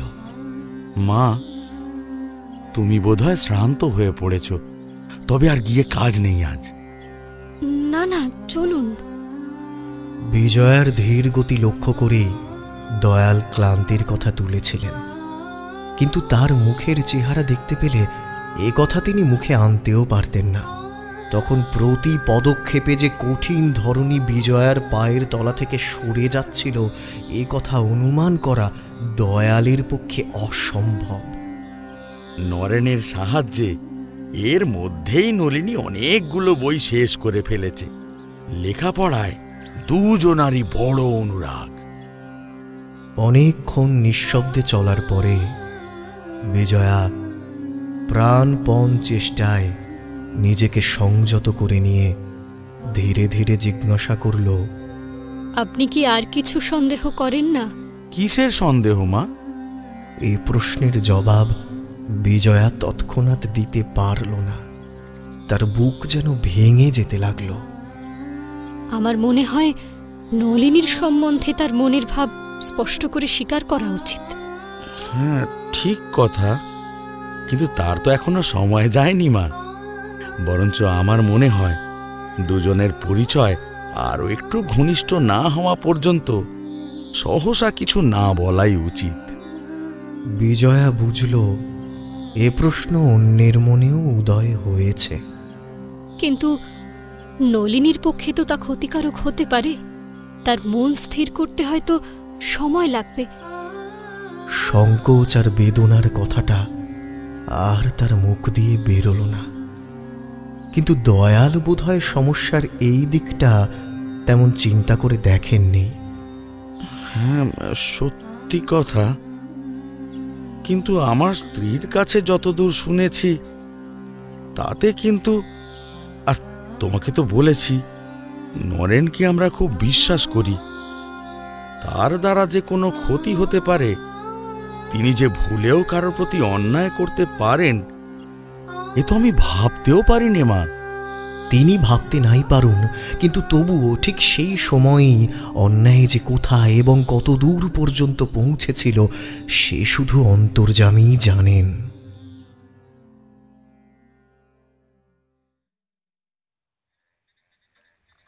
দুজনে যখন দয়ালের বসবার ঘরে প্রবেশ করলেন তখন সন্ধ্যার ছায়া ঘনিয়ে এসেছে। একটা টেবিলের দুদিকে দুখানা চেয়ারে বসে নরেন্দ্র আর নলিনী। সম্মুখে খোলা বই, অক্ষর অস্পষ্ট হয়ে ওঠায় পড়া ছেড়ে তখন ধীরে ধীরে আলোচনা শুরু হয়েছিল। নলিনী এই দিকে চেয়ে বসেছিল। সেই বিজয়াকে প্রথম দেখতে পেয়ে কলকণ্ঠে সংবর্ধনা করল, কিন্তু বিজয়ার মুখ বেদনায় যে বিবর্ণ হয়ে গেল তা সন্ধ্যার ম্লান আলোয় নলিনীর চোখে পড়ল না। নরেন্দ্র তাড়াতাড়ি চৌকি ছেড়ে উঠে নমস্কার করে জিজ্ঞাসা করল, ভালো আছেন? বিজয়া নমস্কারও ফিরিয়ে দিল না, প্রশ্নের উত্তরও দিল না, যেন দেখতেই পায়নি এমনভাবে তার দিকে সম্পূর্ণ পিছন ফিরে দাঁড়িয়ে নলিনীকে বলল, কই, আপনি তো আর একদিনও গেলেন না? নরেন এবার সামনে এগিয়ে এলো। আর আমাকে বুঝি চিনতেও পারলেন না? চিনতে পারলেই চেনা দরকার নাকি? চলুন আপনার মামিমার সঙ্গে আলাপ করে আসি। কথাটা বলেই পলক মাত্র একবার নরেনের দিকে তাকিয়ে তারপর নলিনীকে এক প্রকার ঠেলে নিয়ে উপরে চলে গেল বিজয়া। কিন্তু চা না খেয়ে যেন পালাবেন না নরেনবাবু। নরেন এরও জবাব দিতে পারল না।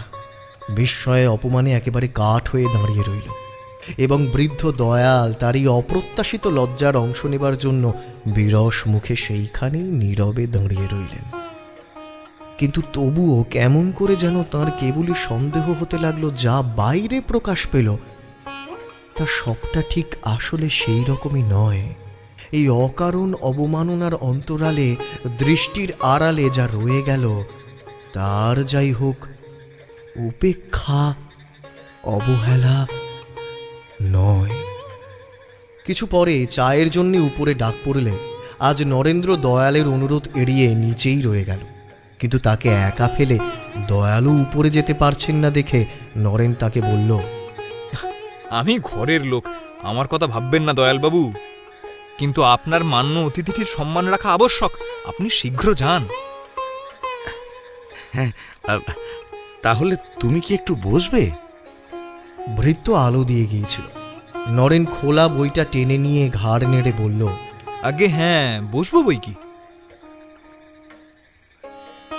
প্রায় আধ ঘন্টা পরে আবার তিনজনে নিচে নেমে এলে নরেন বই রেখে উঠে দাঁড়ালো। আজ না থেকে চলে গেলেই বোধহয় এরা আরাম অনুভব করতেন, কারণ এই তার একা অপেক্ষা করাটাই সকলকে একসঙ্গে যেন লজ্জার কুণ্ঠার কষাঘাত করল। আপনার যা নিচে আনতে বলে দিয়েছি, এলো বলে নরেনবাবু। কিন্তু বিজয়া তাকে কোনো প্রকার সম্ভাষণ না করে, এমনকি দৃকপাত পর্যন্ত না করে ধীরে ধীরে বেরিয়ে গেল। কানাই সিং দরজার কাছে বসেছিল, লাঠি হাতে করে উঠে দাঁড়ালো। বিজয়া বাইরে এসে দেখল আকাশে মেঘের আভাস পর্যন্ত নেই। নবমীর চাঁদ ঠিক সামনেই স্থির হয়ে আছে। তার মনে হতে লাগলো পায়ের তলার ঘাস থেকে আরম্ভ করে দূরে যা কিছু দেখা যায়, আকাশ প্রান্তর, গ্রামান্তর, বনরেখা, নদী, জল সমস্তই এই নিঃশব্দ জ্যোৎস্নায় দাঁড়িয়ে ঝিমঝিম করছে। কারো সাথে কারো সম্বন্ধ নেই, পরিচয় নেই। কে যেন তাদের ঘুমের মধ্যেকার স্বতন্ত্র জগৎ থেকে ছিঁড়ে এনে যেখানে সেখানে ফেলে গেছে। এখন তন্দ্রা ভেঙে তারা পরস্পরের অজানা মুখের দিকে অবাক হয়ে তাকিয়ে আছে।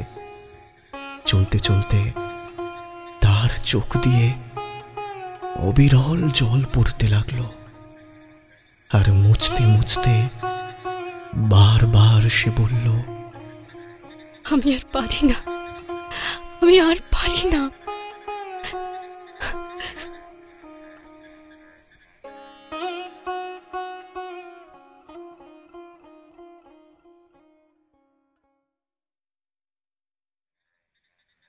বাড়ি আসতেই খবর পেল রাসবিহারী কি জন্য সন্ধ্যা থেকে বাইরের ঘরে অপেক্ষা করছেন। শুনেই তার চিত্ত তিক্ত হয়ে উঠল এবং কোনো কথা না বলে পাশের সিঁড়ি দিয়ে উপরে নিজের ঘরে চলে গেল। কিন্তু এও তার অবিদিত ছিল না যে শত দেরিতেও এই পরম সহিষ্ণু লোকটির ধৈর্যচ্যুতি ঘটবে না। তিনি অপেক্ষা যখন করে আছেন, তখন রাত যত বেশিই হোক দেখা না করে কোনো মতেই তিনি নড়বেন না। কিছুক্ষণের মধ্যেই দরজার উপর দাঁড়িয়ে পরেশ জানিয়ে দিল বড়বাবু আসছেন, এবং প্রায় সঙ্গে সঙ্গেই তার চটি জুতো এবং লাঠির যুগপৎ শব্দ শুনতে পাওয়া গেল। আসুন।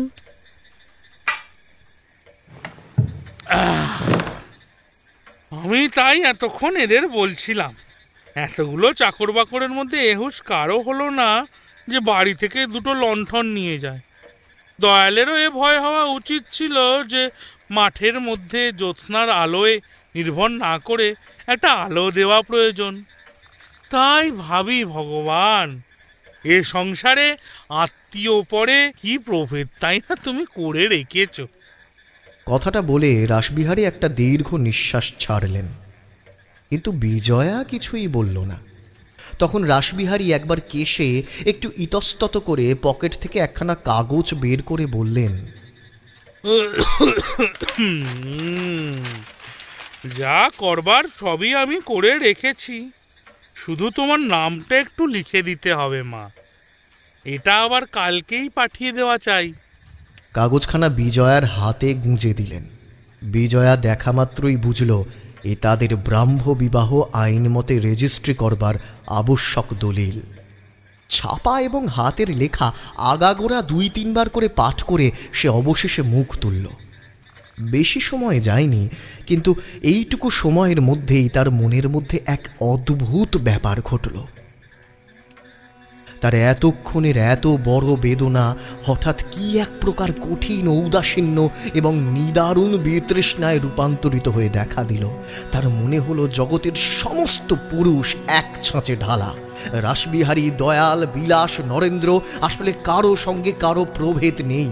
শুধু বুদ্ধি এবং অবস্থার তারতম্যে যা কিছু প্রভেদ বাইরে প্রকাশ পায় এই মাত্র, না হলে নিজের সুখ ও সুবিধার কাছে নীচতায়, কৃতঘ্নতায়, নির্মম নিষ্ঠুরতায় নারীর পক্ষে এরা সকলেই সমান। আজ দয়ালের আচরণটাই তাকে সবচেয়ে বেশি বাজিয়েছিল, কারণ কেমন করে যেন তার অসংশয়ে বিশ্বাস জন্মেছিল তার হৃদয়ের একাগ্র কামনার জিনিসটি ইনি জানতেন, অথচ এই দয়ালের জন্য সে কি না করেছে। সমস্ত হৃদয় দিয়ে শ্রদ্ধা করেছে, ভালোবেসেছে, একান্ত আপনার ভেবেছে, কিন্তু নিজের ভাগ্নির কল্যাণের পাশে সমস্ত জেনে শুনেও তিনি এই শ্রদ্ধা এবং স্নেহের কোনো মর্যাদাই রাখলেন না।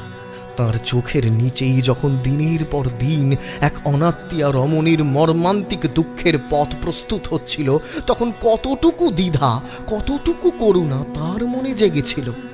তবে রাসবিহারীর সাথে মূলত তাঁর পার্থক্য কোনখানে এবং কতটুকু? আর নরেন্দ্রর কথাটা সে গোড়া থেকেই চিন্তার বাইরে ঠেলে রেখেছিল, এখনও তাকে বিচার করার ভান করল না। শুধু এই কথাটাই এখন সে নিজেকে নিজে বারবার বলতে লাগলো, যদি সকলেই সমান তবে বিলাসের বিরুদ্ধেই বা তার বিদ্বেষ কিসের? বরঞ্চ সেই তো সবচেয়ে নির্দোষ, সেই তো অপরাধ করেছে সব থেকে কম। বস্তুত তারই তো শুধু বাক্যে এবং ব্যবহারে সামঞ্জস্য দেখা গেল। তার যা কিছু অপরাধ সে তো শুধু তারই জন্য। একটু স্থির থেকে বিজয়া নিজেকে নিজে আবার বোঝালো যে বিলাসের ভালোবাসা সত্য এবং সজীব বলেই সে চুপ করে সহ্য করতে পারেনি। বিরুদ্ধ শক্তিকে সর্বাঙ্গে হাতিয়ার বেঁধে বাধা দিতে রুখে দাঁড়িয়েছে। যাও বলতেই সস্তা ভদ্রতা বাঁচিয়ে অভিমান ভরে চলে যায়নি। এই যদি অপরাধ, তবে শাস্তি দেবার অধিকার আর যারই থাক তার নেই। আরও একটা ব্যাপার মনে পড়ল, সেই কঠিন বাস্তব সংসার। সেদিক দিয়ে চিন্তা করলে এই বিলাসের যোগ্যতাই সকলের চেয়ে বড় দেখা যায়। সেই অপদার্থ নরেন্দ্রর তুলনায় তাকে কোনো মতেই উপেক্ষার পাত্র বলা সাজে না।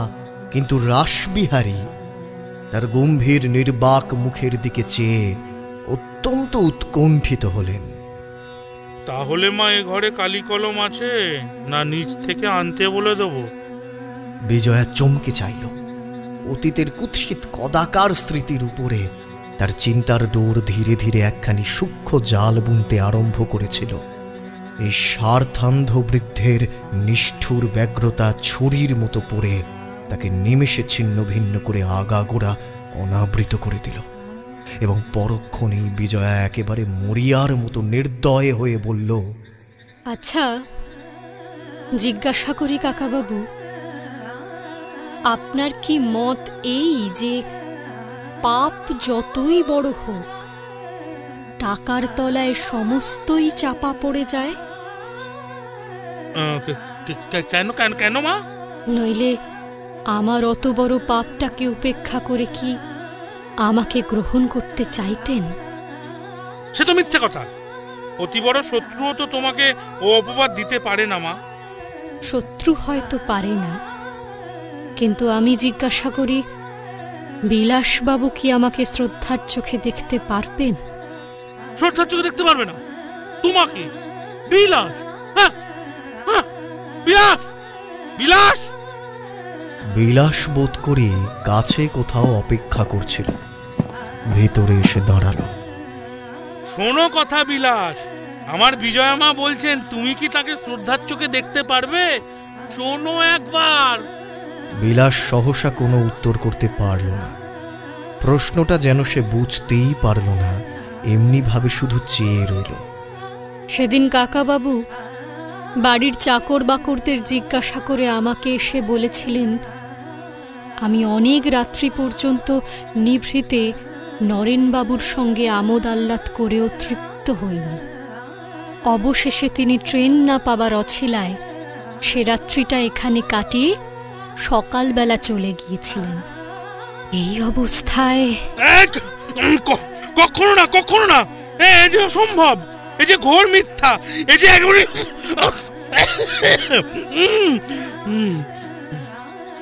না, আমি শুনিনি। কেমন করে শুনবে বিলাস? এ যে ভয়ানক মিথ্যা, এ যে দারুণ।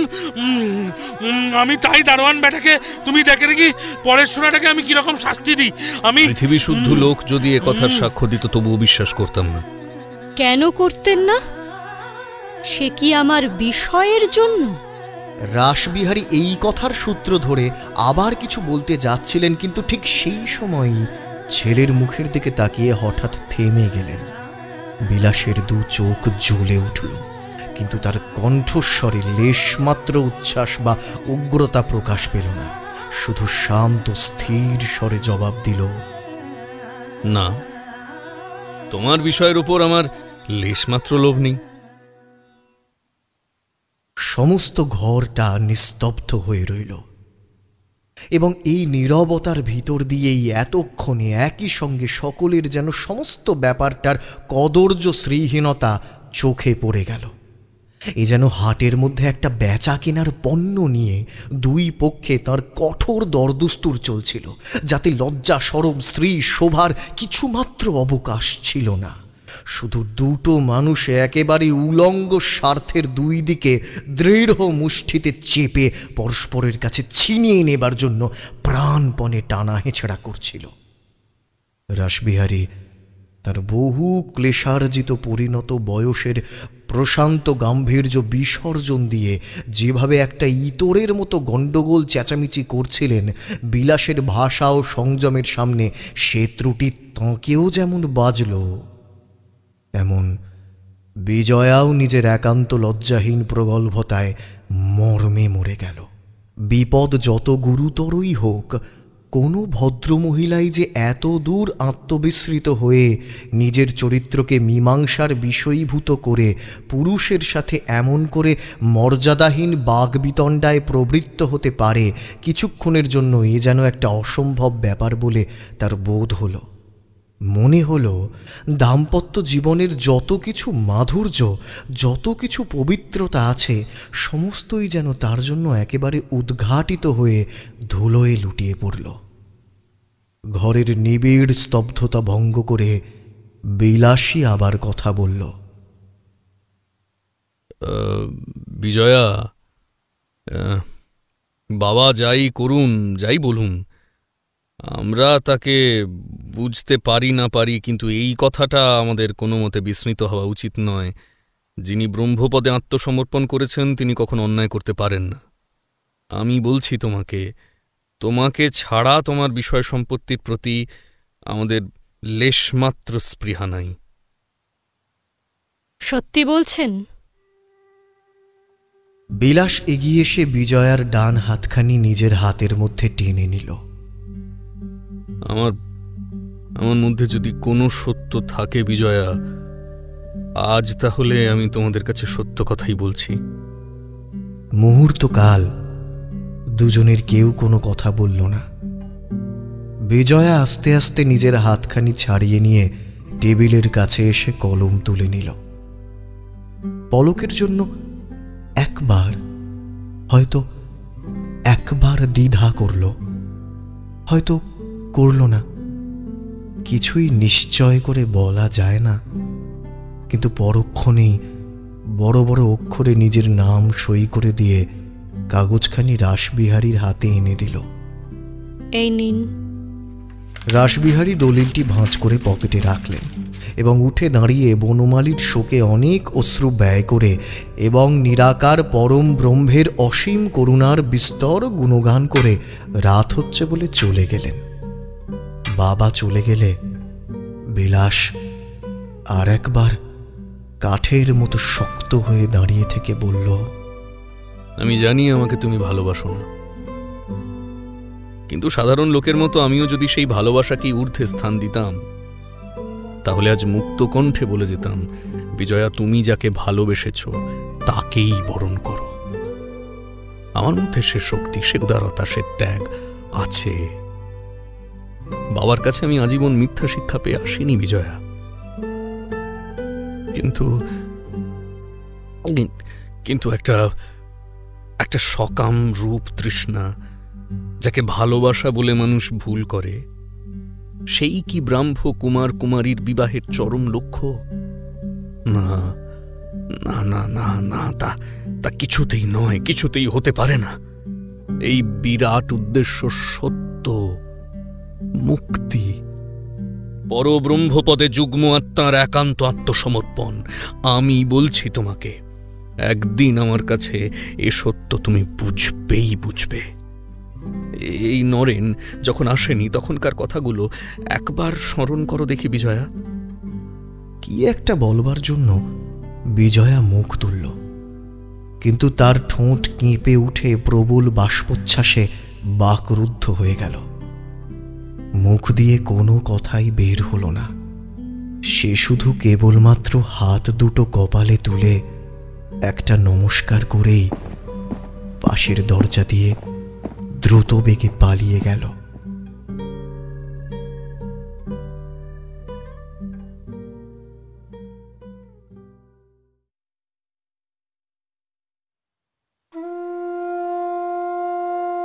নিদারুণ সংশয়ের বেড়া আগুনের মধ্যে বিজয়ার মন যে কতদূর পীড়িত আর উদ্ভ্রান্ত হয়ে উঠেছিল তা নিজেকে চূড়ান্তভাবে সমর্পণ না করে দেওয়া পর্যন্ত সে ঠিকমতো বুঝতে পারেনি।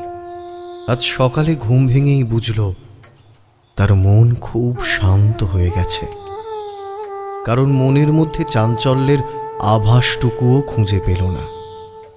বাইরে চাইতে মনে হলো সমস্ত আকাশটা যেন শ্রাবণ প্রভাতের মতো ধূসর মেঘের ভারে পৃথিবীর উপর হুমড়ি খেয়ে পড়েছে। এমন দিনে শয্যা ত্যাগ করা না করা তার সমান বলেই বোধ হলো। এবং কেন যে অন্যান্য দিন সকালে ঘুম ভাঙতে সামান্য বেলা হলেও মন ব্যথিত হয়ে লজ্জিত হয়ে উঠত, মনে হতো অনেক সময় নষ্ট হয়ে গেছে, আজ তা ভেবেই পেল না। তার এমন কি কাজ আছে 2-1 ঘন্টা বিছানায় পড়ে থাকলে চলবে না কেন? বাড়িতে দাস দাসী ভরা, বৃহৎ জমিদারি সুশৃঙ্খলায় চলছে। তার সমস্ত ভবিষ্যৎ জীবন যদি এমনই আরামে এমনই শান্তিতে কেটে যায়, তো তার চেয়ে ভালো জিনিস আর কি হতে পারে? জানালা দিয়ে চেয়ে দেখল গাছতলার সবুজ রংটা পর্যন্ত আজ কিরকম বদলে গিয়ে তার পাতাগুলো পর্যন্ত স্থির গম্ভীর হয়ে উঠেছে। কলহ, বিবাদ, তর্ক বিতর্ক, অশান্তি, উপদ্রব বিশ্ব ব্রহ্মাণ্ডে কোথাও আর কিচ্ছু নেই।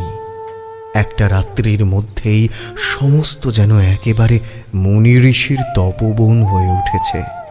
হৃদয় জোড়ায় চরম অবসাদকে শান্তি কল্পনা করে বিজয়া পক্ষাঘাতগ্রস্তের মতো হয়তো আরও বহুক্ষণ বিছানায় পড়ে থাকতে পারত, কিন্তু পরেশের মা এসে দরজার কাছ থেকেই শান্তি ভঙ্গ করে দিল।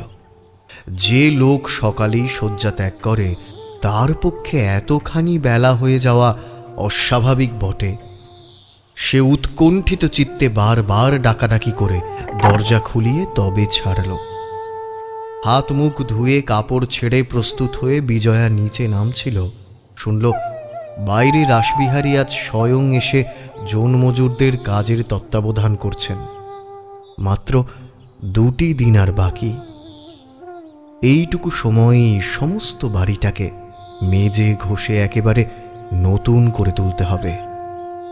বিজয়া একটু আগেই ভাবছিল গত রাত্রে যে দুরূহ সমস্যার সমাধান হলো, শেষ এবং চরম নিষ্পত্তি হয়ে গেল, কোনো কারণে কারো দ্বারা যার অন্যথা ঘটতে পারে না, তার ন্যায় অন্যায় ভালো মন্দ নিয়ে আর সে মনে মনে কখনো বিতর্ক করবে না। মঙ্গলময়ের ইচ্ছায় মঙ্গলের জন্যই হয়েছে নিশ্চয়ই, এই বিশ্বাসে সন্দেহের ছায়াটুকুও আর পড়তে দেবে না। কিন্তু হঠাৎ দেখতে পেল তা সম্ভব নয়। রাসবিহারী নিচে আছেন, নামলেই মুখোমুখি দেখা হয়ে যাবে, এই মনে করতেই তার সর্বাঙ্গ বিমুখ হয়ে আপনি সিঁড়ি থেকে ফিরে এলো। বহুক্ষণ ধরে পায়চারি করেও যখন সময় কাটতে চাইল না, তখন হঠাৎ তার বাল্য বন্ধুদের কথা মনে পড়ল। বহুকাল কারো সাথে দেখা সাক্ষাৎ নেই, চিঠিপত্রও বন্ধ ছিল।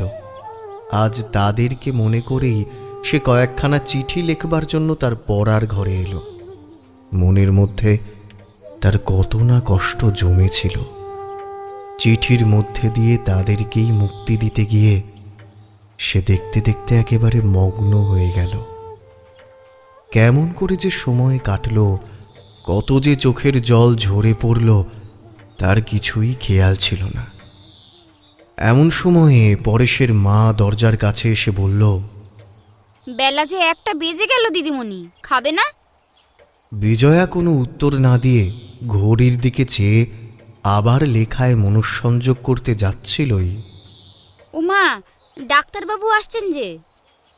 পরেশের মা কথাটা বলে চট করে সরে গেল। বিজয়া চমকে মুখ ফিরিয়ে দেখল, ঠিক সোজা বারান্দার অপর প্রান্তে পরেশের পিছনে নরেন্দ্র আসছে। এর আগে আরও কয়েকবার সে উপরে এলেও নিজের ইচ্ছায় এমন বিনা খবরে উঠে আসতে পারে এ কথা বিজয়া ভাবতেও পারত না। তার মুখ শুকনো, বড় বড় রুক্ষ চুল এলোমেলো, কিন্তু সে ঘরে পা দিয়েই বলে উঠল, সেদিন আমাকে চিনতে চাননি কেন বলুন তো? নরেন একটা চৌকি অধিকার করে বসল। তখন তার মুখে, তার কণ্ঠস্বরে, তার সর্বদেহে হৃদয় ভারাক্রান্ত ক্লান্তি এমন করেই দেখা দিল যে বিজয়া জবাব দেবে কি। দুর্বিষহ ব্যথায় একেবারে নিশ্চুপ হয়ে গেল। আপনার কি হয়েছে নরেনবাবু? কোনো অসুখ করেনি তো? না, ছেড়ে গেছে। হয়েও ছিল সামান্য একটু জ্বর, কিন্তু তাতেই হঠাৎ এমন দুর্বল করে ফেলেছিল যে আগে আসতে পারিনি। কিন্তু সেদিন দোষটা কি করেছিলাম আজ বলুন তো? তোর মাকে শিগগিরই কিছু খাবার আনতে বলগে যা পরেশ। সকাল থেকে কিছু খাওয়া হয়নি বোধ করি। না, কিন্তু তার জন্য আমি ব্যস্ত হইনি। কিন্তু আমি ব্যস্ত হয়েছি। বিজয়া পরেশের পিছু পিছু নিজেও নিচে চলে গেল। খানিক পরে সে খাবারের থালার উপর এক বাটি গরম দুধ নিয়ে নিজেই উপস্থিত হল এবং নিঃশব্দে অতিথির সামনে ধরল। আপনি একটি অদ্ভুত লোক। পরের বাড়িতে চিনতেও চান না এবং নিজের বাড়িতে এত বেশি চেনেন যে সে এক আশ্চর্য ব্যাপার। সেদিনের কাণ্ড দেখে ভাবলুম যে খবর দিলে হয়তো দেখাই করবেন না, তাই বিনা সংবাদেই পরেশের সঙ্গে এসে আপনাকে ধরেছি। এখন দেখছি তাতে ঠকিনি। এই সামান্য জ্বর, কিন্তু এত নির্জীব করে ফেলেছে যে আমি আপনিই আশ্চর্য হয়ে গেছি। আপনাদের সঙ্গে আমার শীঘ্র দেখা হবার সম্ভাবনা থাকলে আজ হয়তো আসতাম না। এই পথটা আসতে আমার সত্যিই ভারী কষ্ট হয়েছে। আপনারা বোধ করি শোনেননি যে আমি এখানকার চাকরি ছেড়ে দিয়েছি। আমার আজকে তাড়াতাড়ি আসবার এও একটা কারণ। আপনার বিবাহের নিমন্ত্রণপত্র আমি পেয়েছি, কিন্তু দেখে যাবার সৌভাগ্য আমার হবে না, কারণ সেই দিন সকালেই আমার জাহাজ করাচি থেকে ছাড়বে। করাচি থেকে? আপনি কোথায় যাচ্ছেন? সাউথ আফ্রিকায়। পশ্চিমেও একটা জোগাড় হয়েছিল বটে, কিন্তু চাকরি যখন করতে হবেই তখন বড় দেখে করাই ভালো। আর আমার পক্ষে পাঞ্জাবও যা, কেপ কলোনিও তো তাই। হয়তো আমাদের আর কখনোই দেখা হবে না। নলিনী কি রাজি হয়েছেন? বলেও বা আপনি এত শীঘ্র কি করে যেতে পারেন আমি তো বুঝতে পারিনি। তাকে সমস্ত খুলে বলেছেন কি? আর এত দূরেই বা তিনি কেমন করে মত দিলেন?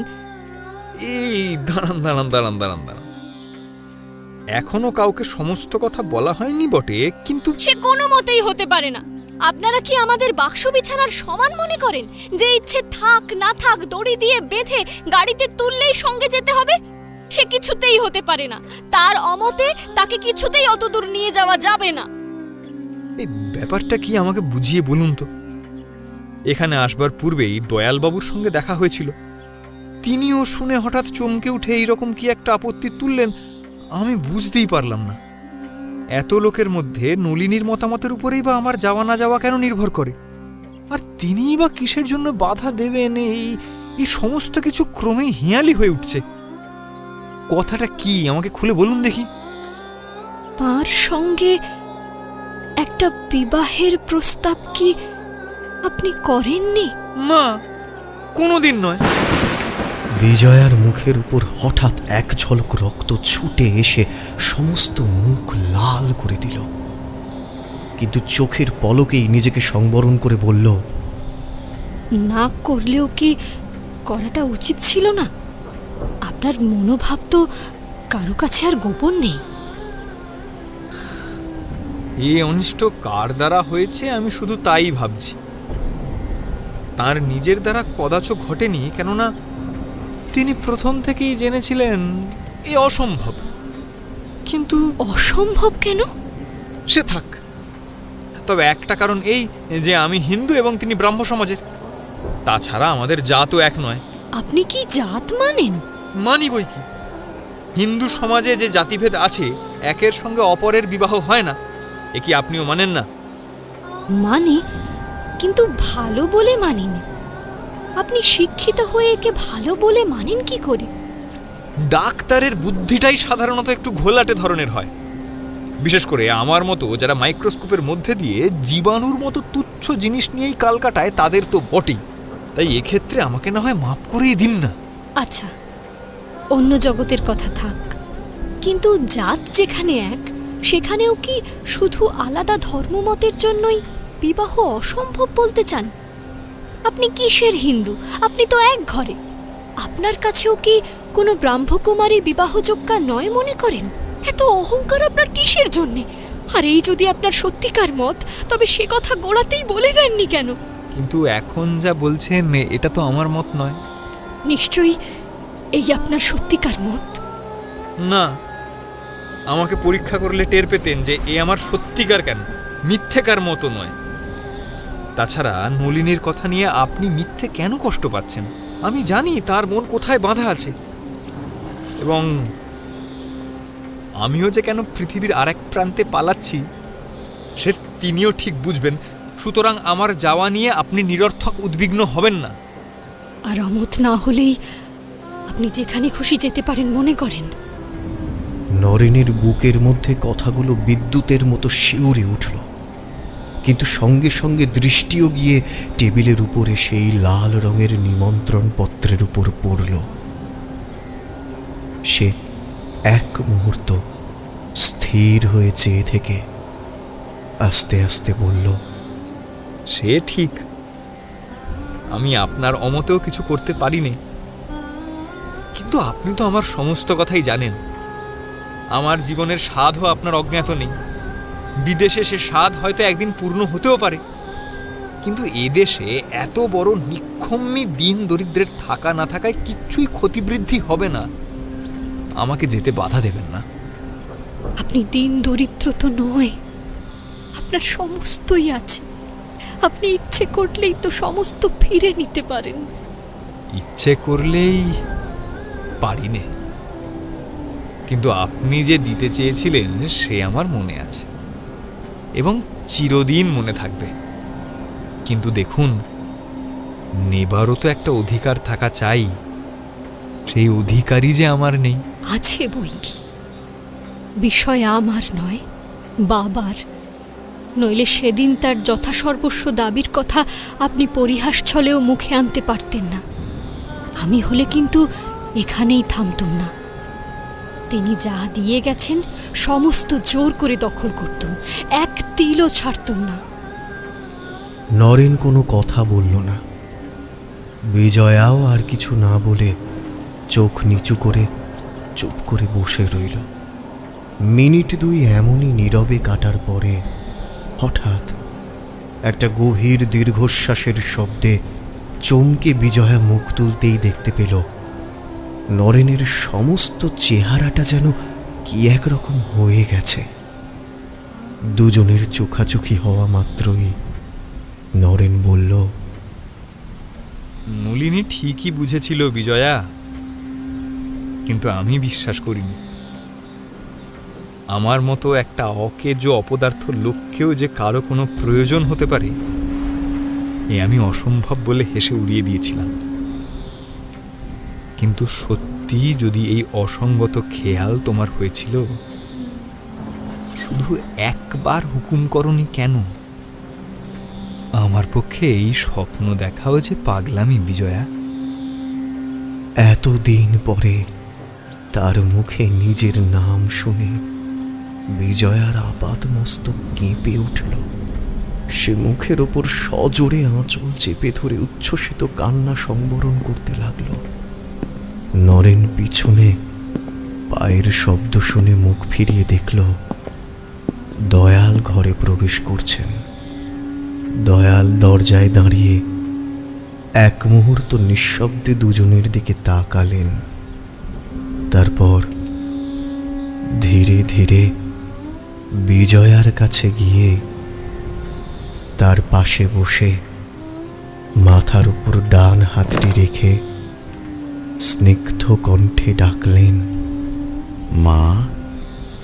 বিজয়া তাঁর আগমন অনুভব করেছিল এবং প্রাণপণে এই লজ্জাকর কান্না আটকাবার চেষ্টা করছিল, কিন্তু এই করুণ সুরে মাতৃ সম্বোধনের ফল একেবারে বিপরীত হল।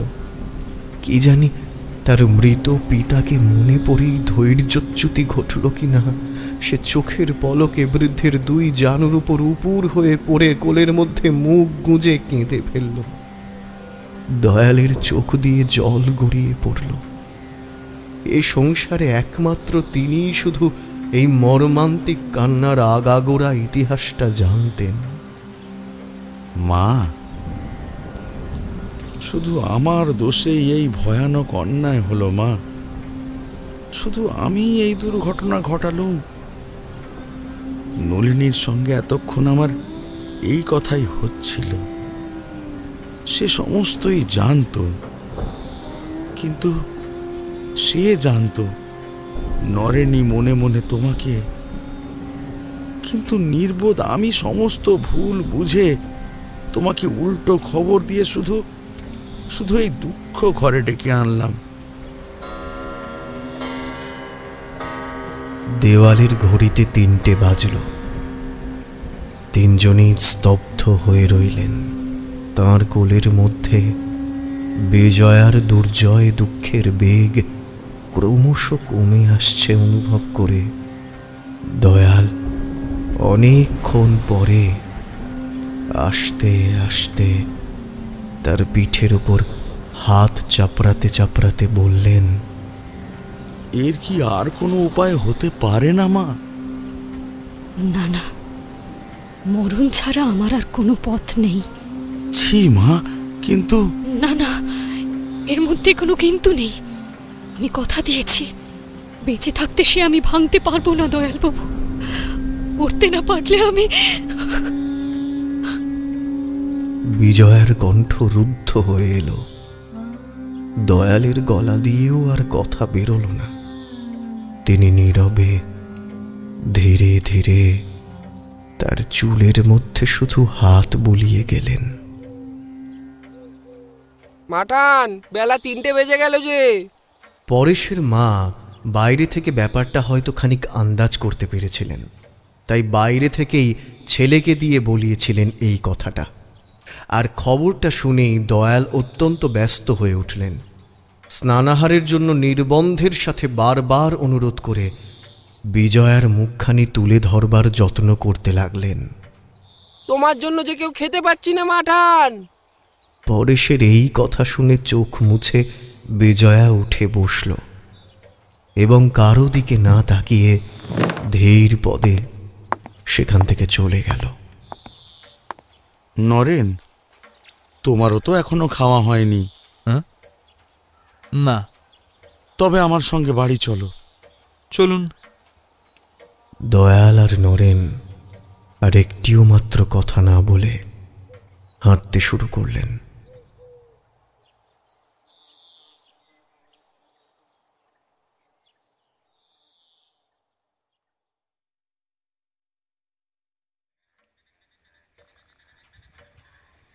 সেই দিন সন্ধ্যাবেলায় আসন্ন বিবাহোৎসব উপলক্ষে কয়েকটা প্রয়োজনীয় কথাবার্তার পরে পিতা পুত্র রাসবিহারী ও বিলাসবিহারী চলে গেলে বিজয়া তার পড়ার ঘরে ঢুকে আশ্চর্য হয়ে গেল। দয়াল এমনই তন্ময় হয়ে বসেছিলেন যে কারো আগমন লক্ষ্যও করলেন না। তিনি কখন এসেছেন, কতক্ষণ বসে আছেন বিজয়া জানত না, কিন্তু তাঁর সেই তদগত ভাব দেখে ধ্যান ভাঙিয়ে কৌতূহল নিবৃত্ত করতে তার প্রবৃত্তি হল না। সে যেমন এসেছিল তেমনি নিঃশব্দে চলে গেল, কিন্তু প্রায় ঘণ্টাখানেক পরে ফিরে এসেও সে যখন দেখতে পেল তিনি একইভাবে বসে আছেন, তখন ধীরে ধীরে সামনে এসে দাঁড়াল। বিজয়াকে দেখে দয়াল খানিক চমকেই উঠলেন। তোমার জন্যই অপেক্ষা করছি মা। তাহলে ডাকেননি কেন? তোমরা কথা কইছিলে বলে আর বিরক্ত করিনি। কাল দুপুরবেলা আমার ওখানে তোমার নিমন্ত্রণ রইল মা। না মা, না না, সে কিছুতেই হবে না। পাছে না বলে বিদায় করো, সেই ভয়ে এই পথ হেঁটে আবার নিজে এসেছি। কিন্তু হ্যাঁ, দুপুরের রোদে হেঁটে যেতে পারবে না বলে দিচ্ছি। আমি পালকি বেহারা ঠিক করে রেখেছি, তারা এসে তোমাকে ঠিক সময়ে নিয়ে যাবে। একটা চিঠি লিখে পাঠালেও আমি না বলতুম না। কেন অনর্থক আবার নিজে হেঁটে এলেন?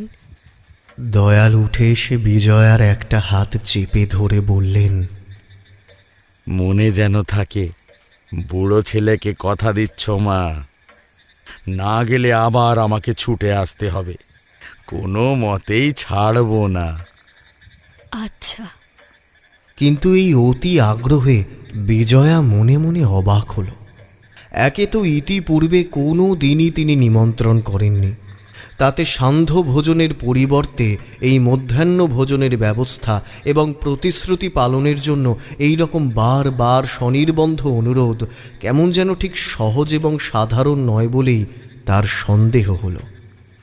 আজ দুপুরবেলাও যে এই অকারণ নিমন্ত্রণের সংকল্প তাঁর মনের মধ্যে ছিল না তা নিশ্চিত, অথচ এরই মধ্যে যানবাহনের বন্দোবস্ত পর্যন্ত করে আসতে তিনি অবহেলা করেননি। মনের এই অস্বস্তি গোপন করে বিজয়া জিজ্ঞাসা করল, কারণটা কি শুনতে পাইনে? না মা, সেটি তোমাকে আগে জানাতে পারবো না। তা না বলেন, নিমন্ত্রিতদের নাম বলুন। তুমি তো সবাইকে চিনবে না মা, তারা আমার এই পাড়ারই বন্ধু। হ্যাঁ, যাদের চিনবে তাদের একজনের নাম রাসবিহারী, অপরের নাম নরেন্দ্র।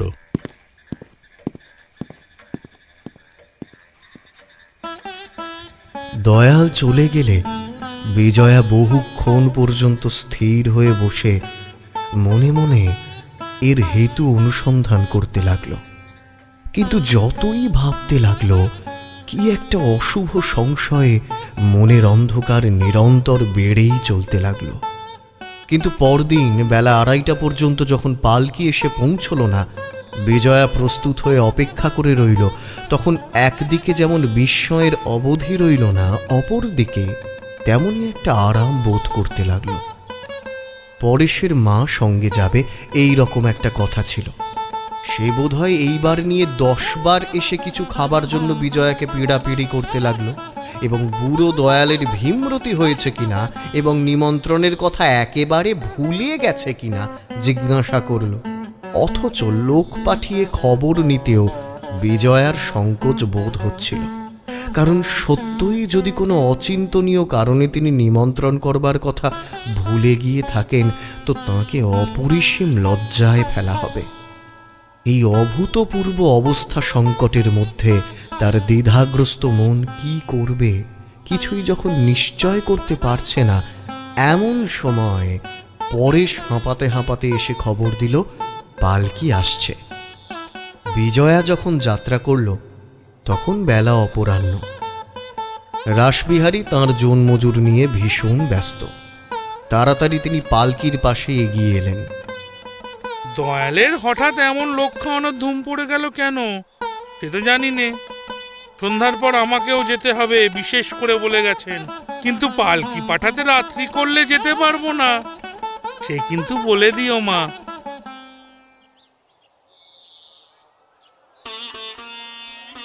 দয়ালের বাড়ির দরজার উপর আমপাতার শাড়ি দেওয়া, দুপাশে জলপূর্ণ কলস। বিজয়া অবাক হল। ভিতরে পা দিতেই দয়াল ছুটে এসে বিজয়ার হাত ধরলেন। মা, মা। সিঁড়িতে উঠতে উঠতে বিজয়া দয়ালবাবুকে একটু অভিমানের সুরেই বলল, খিদে আমার প্রাণ বেরিয়ে গেল। এই বুঝি আপনার মধ্যাহ্ন ভোজনের নেমন্তন্ন? আজ যে তোমাদের খেতে নেই মা।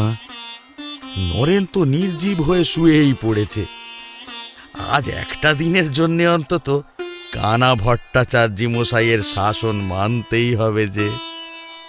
দোতলার সামনের দালানে বিয়ের সমস্ত আয়োজন প্রস্তুত হয়েছে। এগুলো কি ঠিক না বুঝেও বিজয়ার নিভৃত অন্তর কেঁপে উঠল। সে মুখ ফুটে জিজ্ঞাসা করতে পর্যন্ত সাহস করল না। সন্ধ্যার পরেই লগ্ন। আজ যে তোমার বিবাহ বিজয়া। ভাগ্যক্রমে দিনক্ষণ সমস্ত পাওয়া গেছে। না গেলেও অবশ্য আজই দিতে হতো, কিছুতেই অন্যথা করা যেত না। আর তা যাক, সমস্তই ঠিকঠাক মিলে গেছে। আরে তাই তো কানা ভট্টাচার্য মশাই হেসে বললেন, এ যেন তোমাদের জন্যই পাঁজিতে আজকের দিনটা সৃষ্টি হয়েছিল। আপনি কি আমার হিন্দু বিবাহ দেবেন? হিন্দু বিবাহ কি বিবাহ নয় মা? কিন্তু সাম্প্রদায়িক মত মানুষকে এমনি বোকা করে আনে যে কাল সমস্ত বেলাটা ভেবে ভেবেও এই তুচ্ছ কথাটার কোনো কুল কিনারা খুঁজে পাইনি। কিন্তু নলিনী আমাকে একটি মুহূর্তে বুঝিয়ে দিলে। বললে, মামা, তাঁর বাবা তাকে যার হাতে দিয়ে গেছেন তোমরা তাঁর হাতেই তাকে দাও। নইলে ব্রাহ্ম বিবাহে ছল করে যদি অপাত্রে দান করো তো অধর্মের সীমা থাকবে না। আর মনের মিলনই সত্যিকার বিবাহ। নইলে বিয়ের মন্তর বাংলা হবে কি সংস্কৃত হবে, ভট্টাচার্য মশাই পড়াবেন কি আচার্য মশাই পড়াবেন, তাতে কি আসে যায় মামা? এত বড় জটিল সমস্যাটা যেন একেবারে জল হয়ে গেল বিজয়া। মনে মনে বললুম, ভগবান, তোমার তো কিছুই অগোচর নেই। এদের বিবাহ আমি যে কোনো মতেই দিই না। তোমার কাছে যে অপরাধী হব না সে আমি নিশ্চয়ই জানি। তবুও বললুম, কিন্তু একটা কথা আছে যে নলিনী, বিজয়া যে তাদের প্রতিশ্রুতি দিয়েছেন, তারা যে তারই উপর নির্ভর করে নিশ্চিন্ত হয়ে আছেন, এ সত্য ভাঙবে কি করে? মামা, তুমি তো জানো বিজয়ার অন্তর্যামী কখনো সাড়া দেননি। তাঁর চেয়ে কি বিজয়ার বলাটাই বড় হলো? তার হৃদয়ের সত্যকে লঙ্ঘন করে কি তার মুখের কথাটাকেই বড় করে তুলতে হবে? আমি আশ্চর্য হয়ে বললুম, তুই এসব শিখলি কোথায় মা? আমি নরেনবাবুর কাছেই শিখেছি। তিনি বারবার বলেন, সত্যের স্থান বুকের মধ্যে, মুখের মধ্যে নয়। কেবল মুখ দিয়ে বার হয়েছে বলেই কোনো জিনিস কখনো সত্য হয়ে ওঠে না। তবুও তাকেই যারা সকলের অগ্রে, সকলের ঊর্ধ্বে স্থাপন করতে চায়, তারা সত্যকে ভালোবাসে বলেই করে না, তারা সত্য ভাষণের দম্ভকে ভালোবাসে বলে করে। তুমি নরেনকে জানো না মা।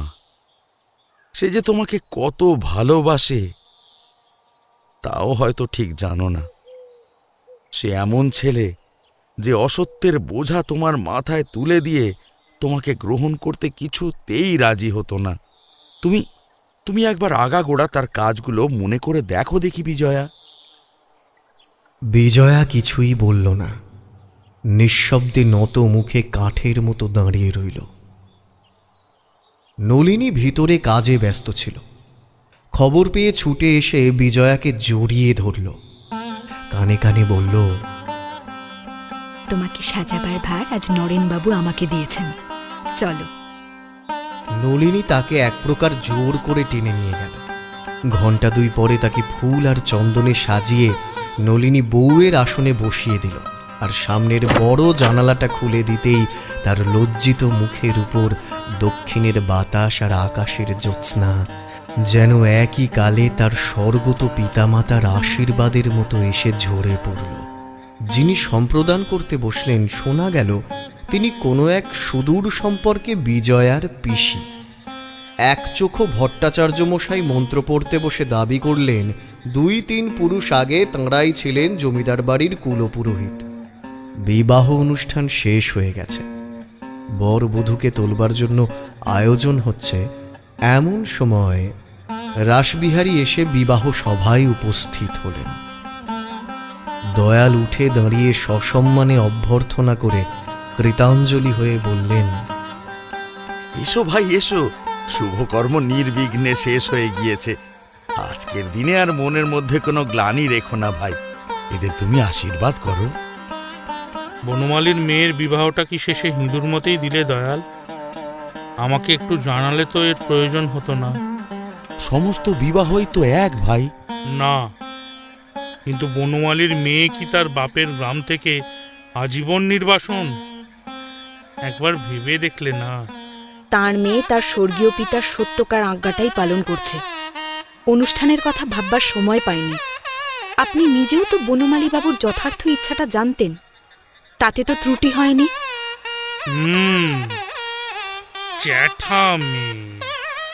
বাহ, আপনি বুঝি বিয়ে বাড়ি থেকে শুধু শুধু চলে যাবেন? সে হবে না, আপনাকে খেয়ে যেতে হবে। আমি মামাকে দিয়ে কত কষ্ট করে আপনাকে নেমন্তন্ন করে আনিয়েছি। রাসবিহারী এই দুর্মুখ মেয়েটার প্রতি অগ্নিদৃষ্টি নিক্ষেপ করে কোনো কথা না বলে ধীরে ধীরে বেরিয়ে গেলেন।